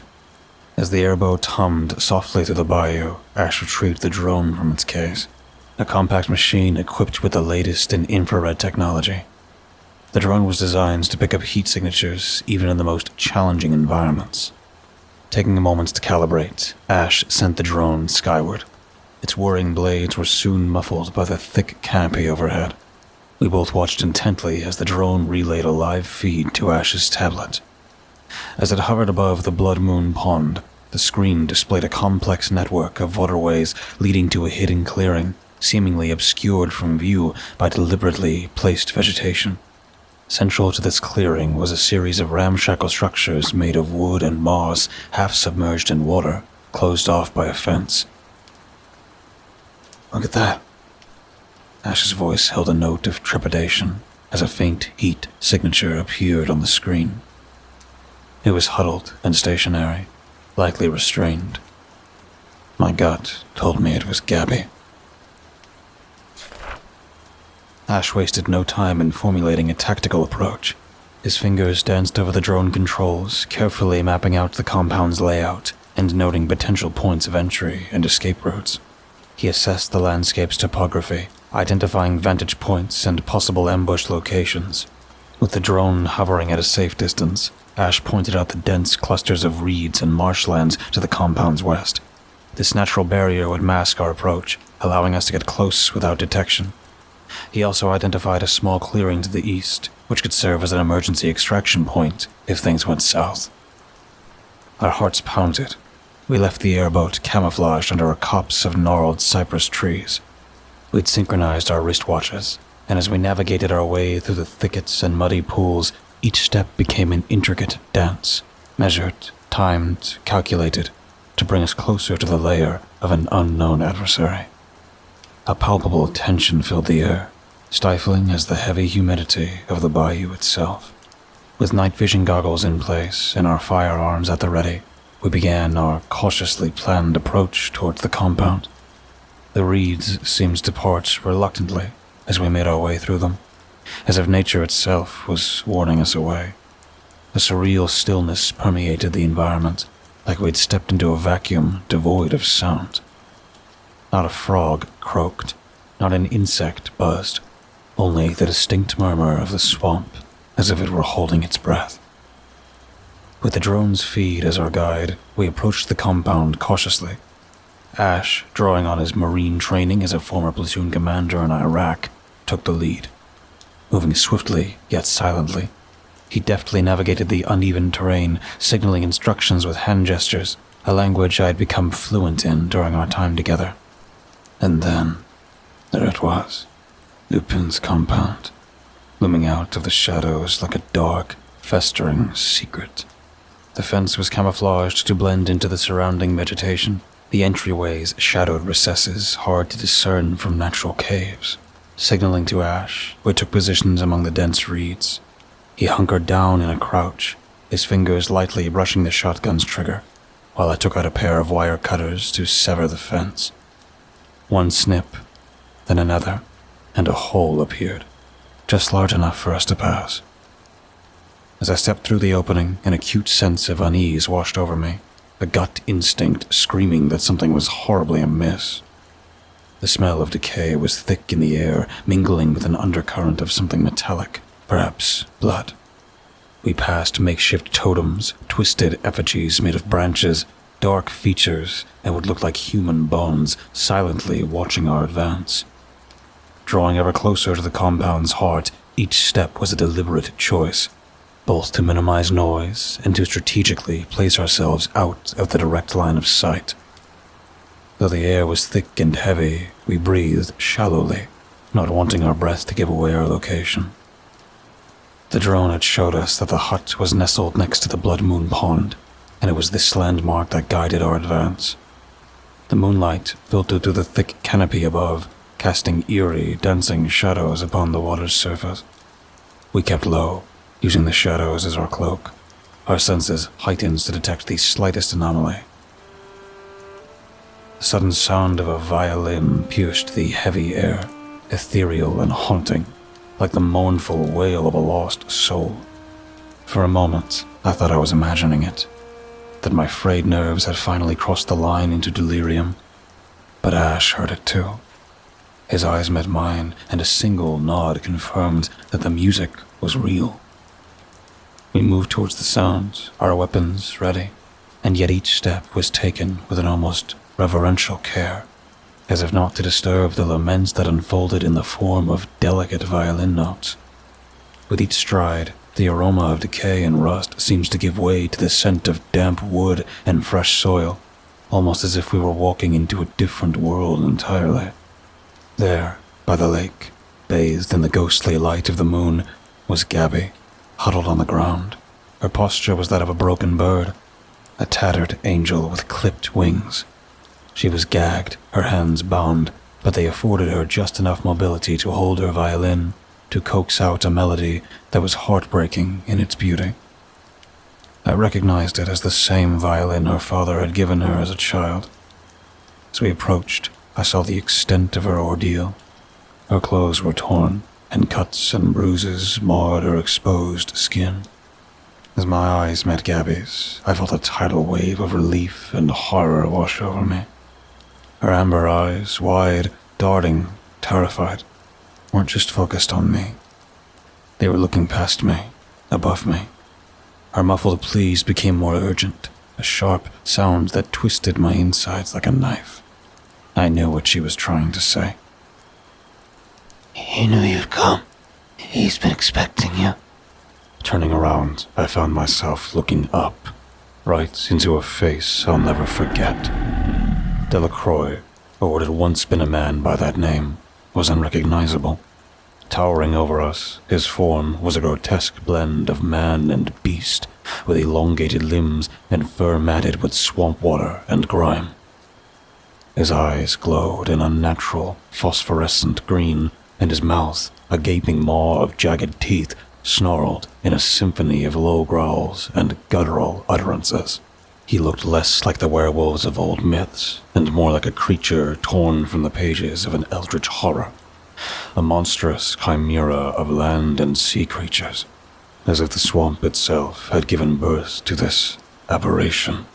His limbs terminated in claws that resembled twisted tree roots and tendrils of swamp weed seeming to cling to him, giving him a half-submerged look like a walking nightmare. A Rougarou.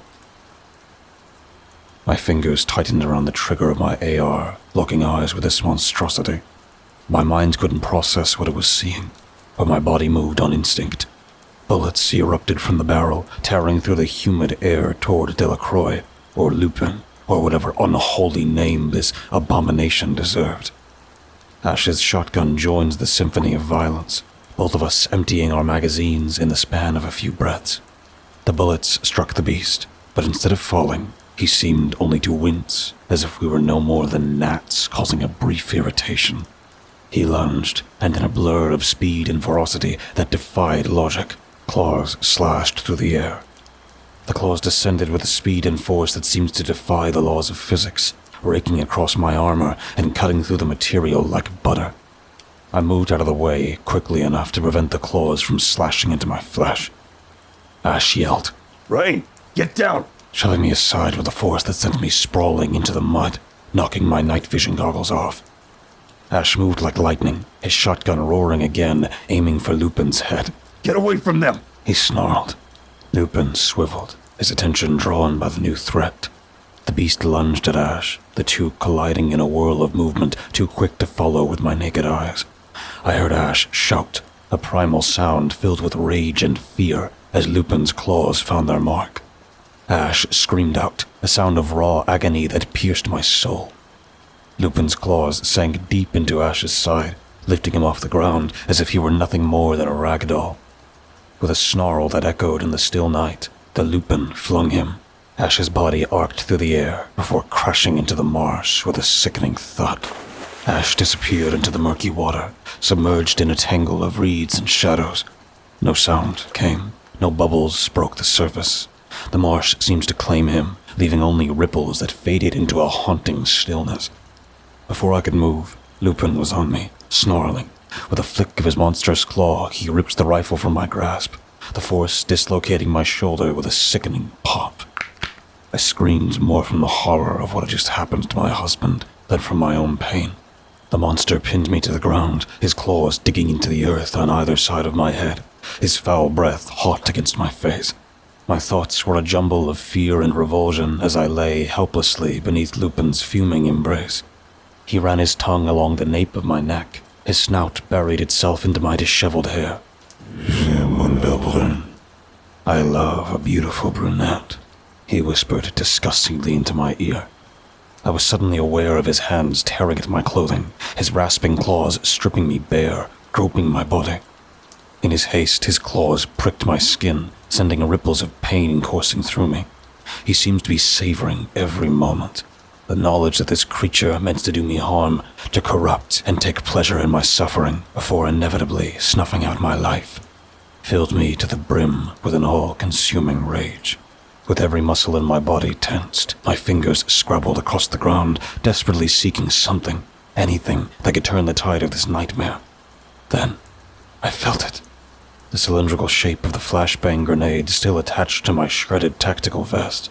My dislocated shoulder screamed in agony as I stretched my arm to its limits to grasp the flashbang. I knew the risks. Detonating a flashbang at such close range could cause temporary blindness, maybe even permanent hearing loss for me. But for Lupin, with his heightened senses, the impact would be devastating, possibly lethal. Lupin was so preoccupied with his loathsome acts that he didn't notice as I slid the device into the waistband of his ragged, swamp-soaked trousers. Our eyes met, and a savage grin spread across my face. "What the fear foot? "Go fuck yourself," I spat out as my thumb yanked the pin free. Time seems to move in a surreal crawl. Lupin's eyes widened, a glint of realization flickering across his monstrous visage. He released his grip on me, clawing frantically at his waistband, trying to remove the flashbang. But it was too late. The device was armed and seconds away from detonation. Seizing the moment, I pushed myself off the ground with all the strength my battered body could muster, ignoring the sharp pain radiating from my injuries. I stumbled to my feet, sprinting as far away from the attacker as I could. As I ran, I curled into a fetal position, covering my ears and closing my eyes tightly, praying to survive the blast. The stun grenade detonated with a deafening roar, a supernova in the dark swamp. Even through my arms and tightly shut eyes, the light seared my retinas like lightning ripping through the night sky. A shockwave of heat and force rippled through the air, tumbling me further back into the muck. The sound was unbearable, pressure in my ears, as if my head were about to rupture. The world disintegrated into a swirling vortex of blinding light and sound. And then I felt myself sinking into the abyss. Then everything went black.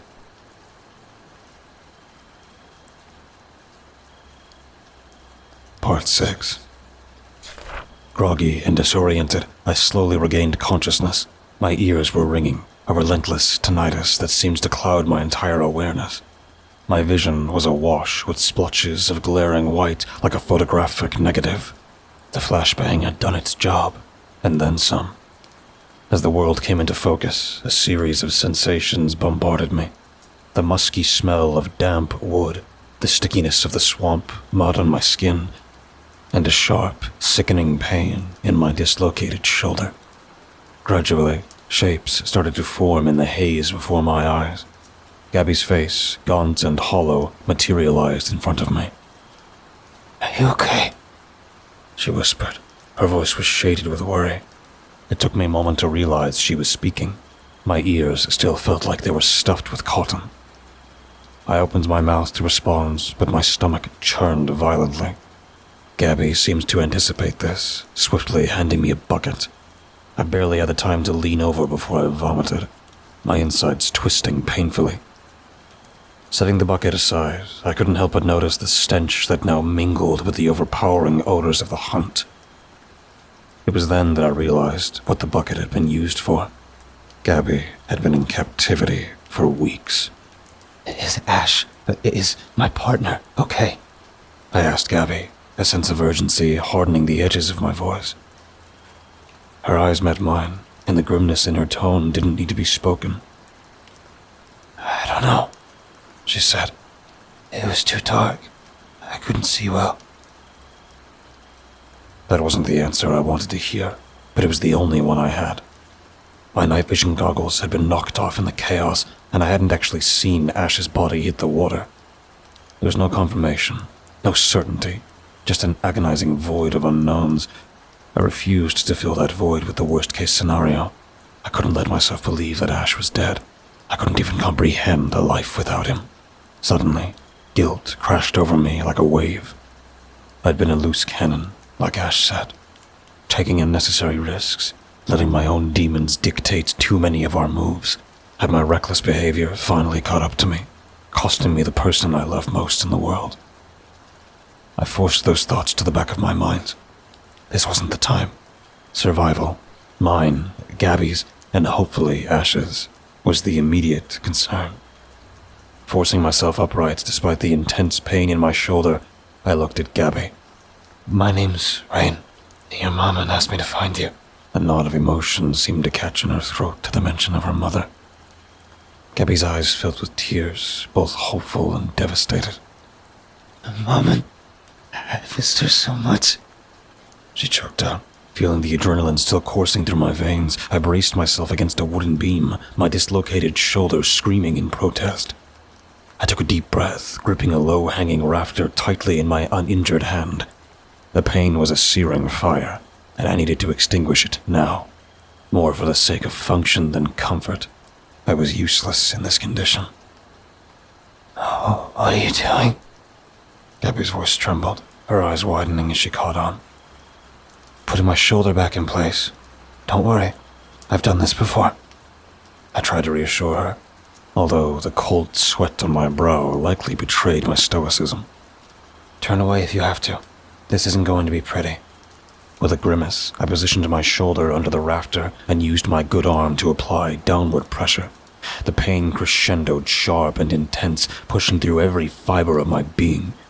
I bit my lip so hard I could taste blood, suppressing a scream. Then, with a nauseating pop and a rush of blinding pain, my shoulder slid back into its socket. My legs wobbled and I staggered back, clutching my newly aligned arm, which now throbbed in a dull ache rather than a sharp burn. The whole ordeal took mere seconds, but it felt like an eternity of torment. It still hurts like a motherfucker, though, I managed to gasp out, trying to mask the agony with a weak laugh. Gabby's eyes were wide, her lips trembling. I can't believe you did that, she stammered. I had to. We need to find Ash and get out of here. The thought of my husband brought a renewed surge of panic and determination. Are you all right, Gabby? I asked, though the question seemed almost absurd given her obvious physical and emotional state. No, not really. But I'm alive, I guess, she replied, her voice tinged with despair. As my eyes adjusted to the darkness, I knelt down next to Gabby and conducted a quick physical examination. My heart sank as I discovered the full extent of the atrocities inflicted upon her. Visible bruises and cuts littered her exposed skin, and her clothing was tattered and smeared with dirt and dried blood. As I ran my eyes over her body, I noticed a dozen different marks. Burns, claw marks, puncture wounds. Her eyes had a lingering fear in them, and her hands were shaking when I checked her vitals. What did he do to you? I asked, as gently as I could. He likes my music, she began. He says it soothes his madness. He would come to me almost every night, listen to me play, and do other things. Her voice broke, and the air grew thick with unspoken horrors. I knew there was nothing I could say that would make things right. The weight of what Gabby had been through was so much more than words could ever mend.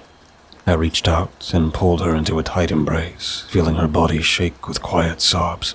She cried into my shoulder, and I held her there, providing a small, fleeting haven in a world that had shown her too much darkness. It's going to be okay, I whispered, though I wasn't entirely sure I believed it myself. The words felt hollow in my mouth, but sometimes even the thinnest thread of hope is better than none at all. After a few minutes, Gabby pulled away and wiped her eyes, sniffling. We need to go, don't we? We do. But first, we need weapons. Anything that could give us an edge, I said, scanning the dimly lit room. I don't think you'll find anything useful here, Gabby replied, her voice tinged with resignation. You stripped the place bare. We have to try. Look for anything sharp or heavy enough to swing. I'll try the door. I shuffled towards it, grimacing as every movement sent jolts of pain through my shoulder. It's no use, Gabby called out. The door's locked from the outside. Just then, I heard heavy steps approaching. Thinking on my feet, I rammed my elbow into the window of the cabin. Glass shattered, scattering shards everywhere. I quickly picked up a shard as the door creaked open. Gabby, get behind me, I whispered, positioning myself between her and the entrance. In stepped Lupin. His face was a grotesque amalgamation of man and beast, teeth bared, eyes blazing with a kind of unhinged fury. He looked like he was in agony. The smell of burnt fur and skin and gunpowder was overpowering. Stay back, I hissed at him. He grimaced, and it was hard to tell where the man ended and the werewolf began. As Lupin stepped further into the dim light, the play of shadows on his face highlighted the grotesque blend of human and monster. Yet, for all his terrifying aspects, there was a haunting sadness in his eyes. I instinctively recoiled in fright. Do you find my true form unbecoming, mon coeur? He asks, a sneer tugging at the corner of his mouth. You look better in the profile picture, I retorted, keeping my eyes locked on his. You survived my embrace, Lupin said, his voice a coarse blend of human and animalistic tones. I'm impressed. What can I say? I'm full of surprises. I shrugged defiantly, my voice steady despite my racing heart. Lupin snorted, a sound that was more animal than man. I'd be careful, mon chéri. I'm not in the mood for games. Who's playing? My eyes darted around the room, taking note of the exits, the furniture, any potential weapon or obstacle. I locked eyes with Lupin, maintaining a steady gaze. You look like you've seen better days, Lupin. Or should I call you by your given name? Rainier Delacroix. Lupin's eyes narrowed, focusing on me with an intensity that sent shivers down my spine. You've done well to track me down, he said, his voice tinged with a perverse form of respect. Even uncover my true identity. You're quite the investigator, Rain. So you've been keeping tabs on me? I asked, obviously. Ever since you arrived in the Bayou, he confessed. It's nice being noticed, I suppose, I say, playing it cool. Wow, Rain, Tran. Such an intriguing juxtaposition of names, he mused, rolling my name on his tongue like it was a delicacy. I always make it a point to know the names of my prey. It makes the hunt that much more intimate. My eyes darted to Gabby's. She looked petrified but alert. She was ready to move at my signal. Enough about me, I said, gripping the edge of a table for support, my eyes never leaving his. Tell me, Lupin, what happens to you? Lupin seemed to weigh my questions in the air before finally letting out a low, rumbling growl. What happens to me? A fitting question. The madness, you see. It's in the very marrow of my bones, whispering in the blood that courses through my veins. It calls to me, beckons me to satiate its insatiable thirst. His voice was hypnotic, and for a moment I was lost in it. But the atmosphere suddenly shifted, tension electric in the air. I noticed his stance waver ever so slightly. His eyes fitted, unfocused, as if struggling with some internal agony. The flashbang had done more than just blind and disorient him. It seemed to have pushed his already precarious balance over the edge. He was vulnerable, Seizing the opportunity, I lunged forward, plunging the shard of glass into Lupin's eye with all the force I could muster. Run, Gabby, run! I yelled, grabbing her hand and making a break for it. I yanked open the creaking door and burst into the shadowy bayou beyond. Branches snapping under our frantic footsteps as we plunged deeper into the swamp, each desperate stride propelled by pure adrenaline. My lungs burned, and the throbbing pain from my injuries was now a far-off drumbeat compared to the pounding of my heart. Come on, keep going! I shouted, more to encourage myself than her. Behind us, a guttural roar shattered the quiet of the night. Lupin was giving chase, and he was fast, unnaturally fast. The sound of pounding paws and the splashing of water grew steadily closer. Every fiber of my being screamed to go faster, but the darkness was almost impenetrable. Navigating the maze of trees and vines was like running through an endless tunnel with no light at the end. Then, it happened. My foot caught on a gnarled root, and I was flung forward, losing my grip on Gabby as I plunged into a mud pit.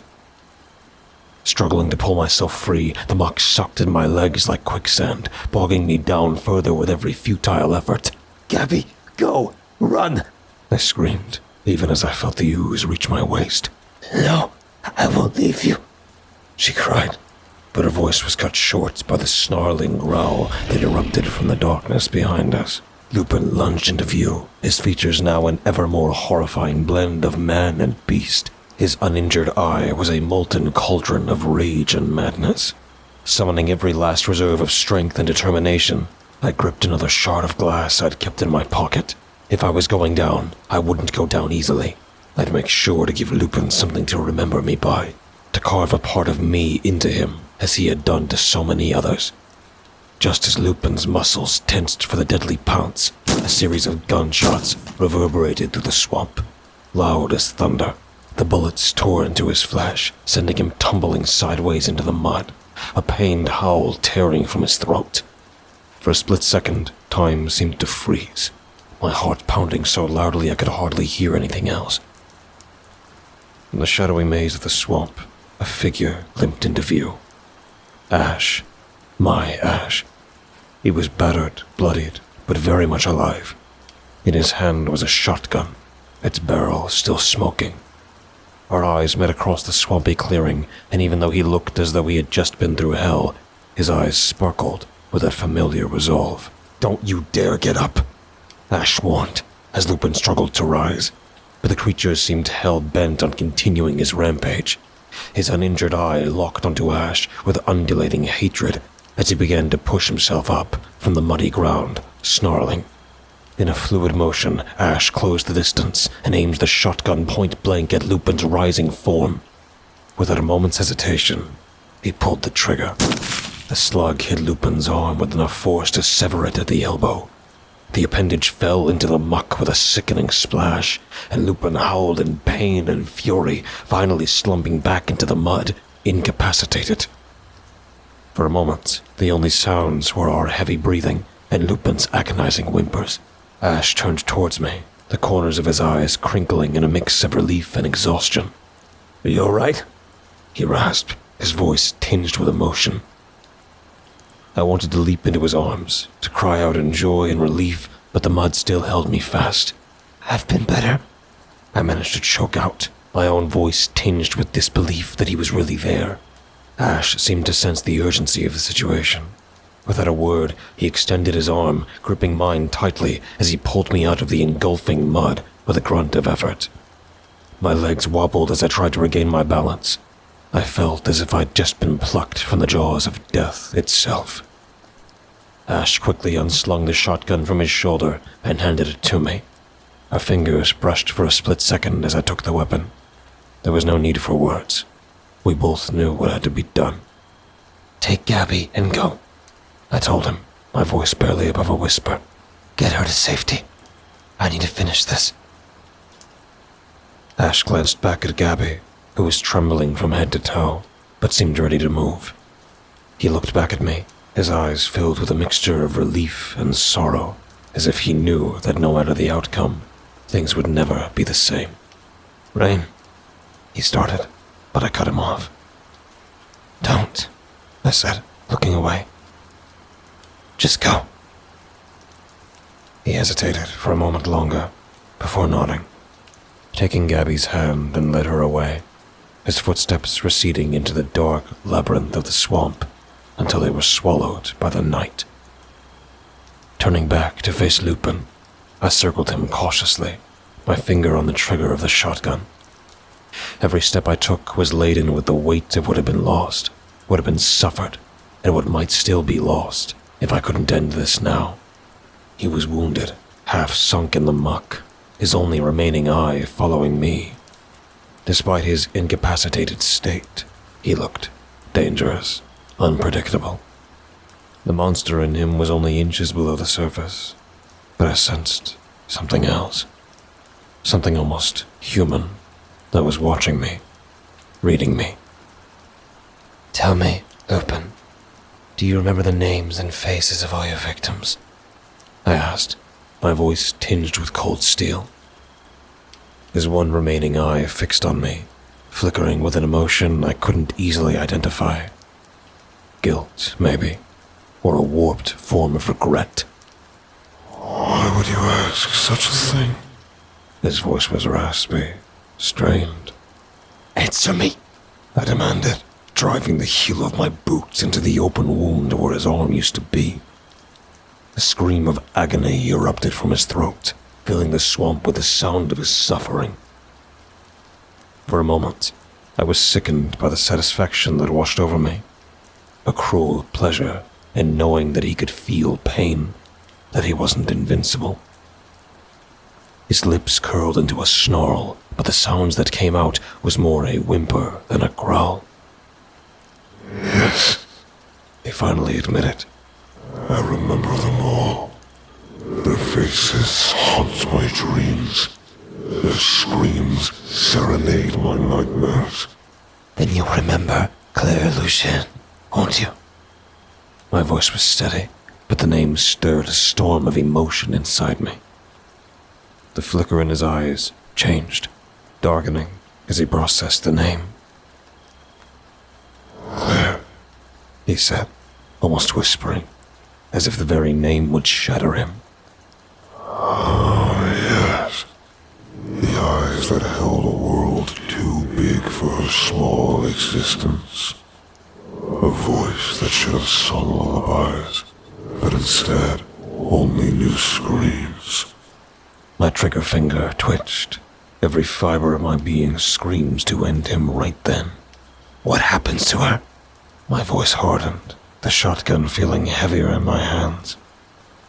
For a moment, the air hung heavy between us. Lupin's eye flickered, and I saw something in him break. Claire, He breathed, the word carrying a torrent of unspoken sorrow and shame. she fought. She had fire. But not enough to save her from you. I retorted, my resolve unwavering. A pained growl escaped his lips. Not enough. The monster in me is insatiable. It takes and takes, leaving nothing but death in its wake. She was no different. Do you know who I am? Who I really am? I asked, my voice dripping with a venomous calm that seemed to cut through the murky air. For a moment, his eyes widened, as if something crucial had just clicked into place. But then, he shook his head, the motion sluggish and impaired from his injuries. No. Should I? He snarled. I felt a wry smile stretch across my lips. My name is Rain, Lucien, I declared, using my maiden name. Claire Lucien was my sister. As the weight of the worlds settled in the murky air, I saw Lupin's eyes widen ever so slightly, realization dawning on him like the morning sun over a blood-stained horizon. You have her gray eyes. He whimpered. You took her, Lupin. You kidnapped her, tortured her, and then you killed her. My sister. My baby sister. My voice trembled despite my attempts to keep it steady. Lupin's gaze wavered, a mixture of fear and remorse seeping into my eyes.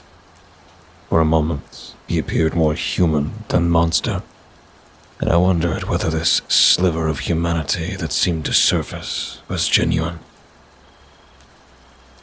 I am many things, He rasped, his voice broken.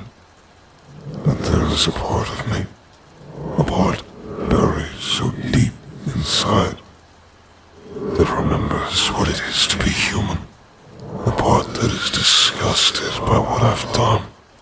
He paused, his eye locking onto mine as though searching for some kind of absolution. It was the same look I'd seen on countless criminals. The look of someone who knew they were caught, who knew they were facing a reckoning they couldn't escape. As a former cop, my duty seemed clear. Arrest him, bring him in, and let justice be served. But the justice system was far from perfect. This was a being whose essence was split between man and monster, a creature of the night that reveled in the hunt and the kill. What kind of trial could accommodate such a dichotomy? What jury could ever understand the complexity of a life torn between humanity and primal urge? The thought of this monster being acquitted on a technicality or escaping to kill again was a risk I wasn't willing to take. Even if we could hold him, what prison could contain a werewolf? The shotgun felt heavy in my hands, its cold steel seeming to absorb the ambient moonlight. I lifted it, leveling the barrel at Lupin's head. My fingers caressed the trigger, hesitant but determined. This was it, my moment of catharsis, my moment of justice for Claire, for all the faces and names he claimed to remember in his tortured dreams. Do it. He rasped, a bitter smile curling his lips. Hand it to me. Maybe, just maybe, in death, I'll find peace. And maybe you will too. A heavy silence hung in the air, one that seemed to drown out the sounds of the bayou, the rustling leaves, and the distant cries of creatures unknown. My thoughts flashed to Claire, to her laughter and joy, to the life she could have lived. For what seemed like an eternity, I stared into Lupin's eye, searching for something, anything, that might change my mind. Then, with a resolve hardened by years of regret, of missed opportunities and lost lives, I tightened my grip. Rendezvous en enfer. See you in hell, I whispered. The shotgun roared, its deafening blast reverberating through the bayou like the wail of an anguished soul. Lupin's head snapped back, and he slumped into the mud, lifeless, the last vestiges of his monstrous existence obliterated in a singular act of vengeance and justice. I stood there, the smoke from the weapon dissipating into the humid night, my body trembling from the aftershock of what I'd just done. I felt hollow, like a vessel that had been emptied and yet was still laden with an invisible weight. But as I stared at the lifeless form before me, I felt something else, too. Relief. And in that relief, I found a glimmer of the peace I'd been seeking for so long. With a grim sense of finality, I used the butt of the shotgun to push his lifeless form further into the muck. The swamp was known to keep secrets well. It would claim him, enveloping him in its fetid embrace, until he was swallowed whole, leaving no trace. I was certain no one would ever find him, And if the Bayou chose to keep this secret, who was I to argue? I turned away, taking a deep breath as I prepared to retrace my steps back through the bayou. Ash and Gabby were waiting, and there was a lot of explanation. But for the first time in years, I felt ready to face the future, no matter how uncertain it was. As I walked away, I couldn't help but feel that I had reclaimed something that had been stolen from me, from Claire, and from all the lives Lupin had shattered. Justice had been served, but it was a justice born from darkness, wrought by hands tainted with the very evil they sought to destroy. And yet, as I emerged from the shadows of the swamp, I felt the dawn of a new day rising within me. A day where the names and faces that haunted my past could finally rest in peace.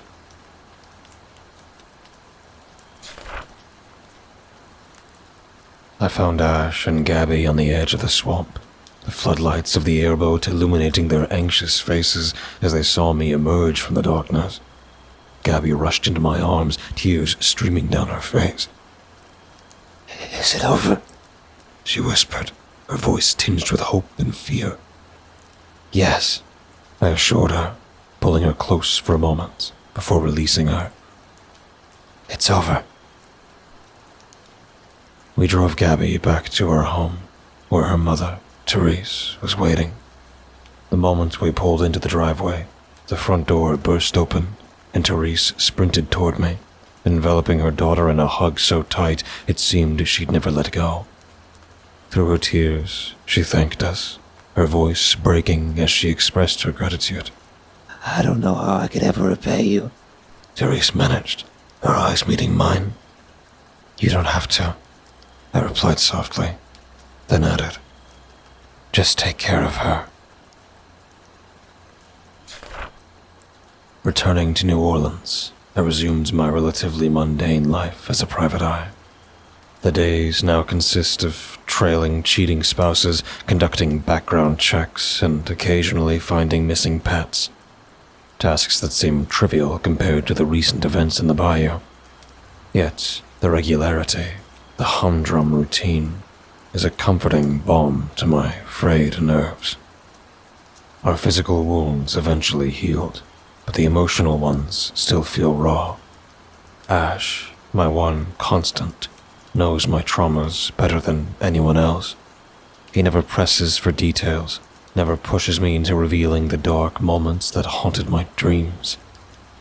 His love and understanding are an unspoken promise, a sanctuary where I can escape the horrors that my past and my profession sometimes conjured.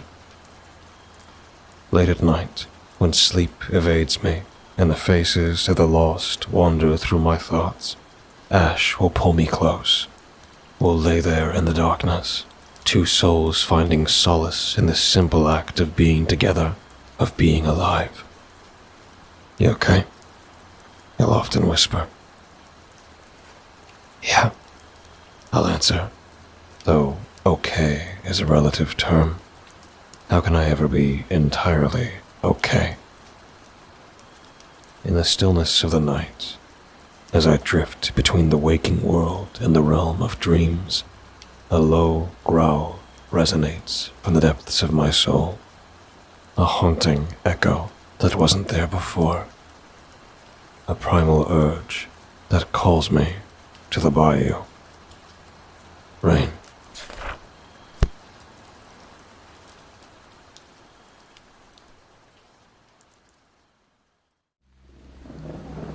Thank you for listening and delving with me into the dark together. Please remember to leave a thumbs up and subscribe if you feel so inclined. The more engagement this video gets, the more YouTube will push my content to others. Thus, the following will grow. All stories read in this channel will be available on Spotify, iTunes, and just about everywhere else. Links in the description. Thank you for listening and feeding the cause. We'll be seeing you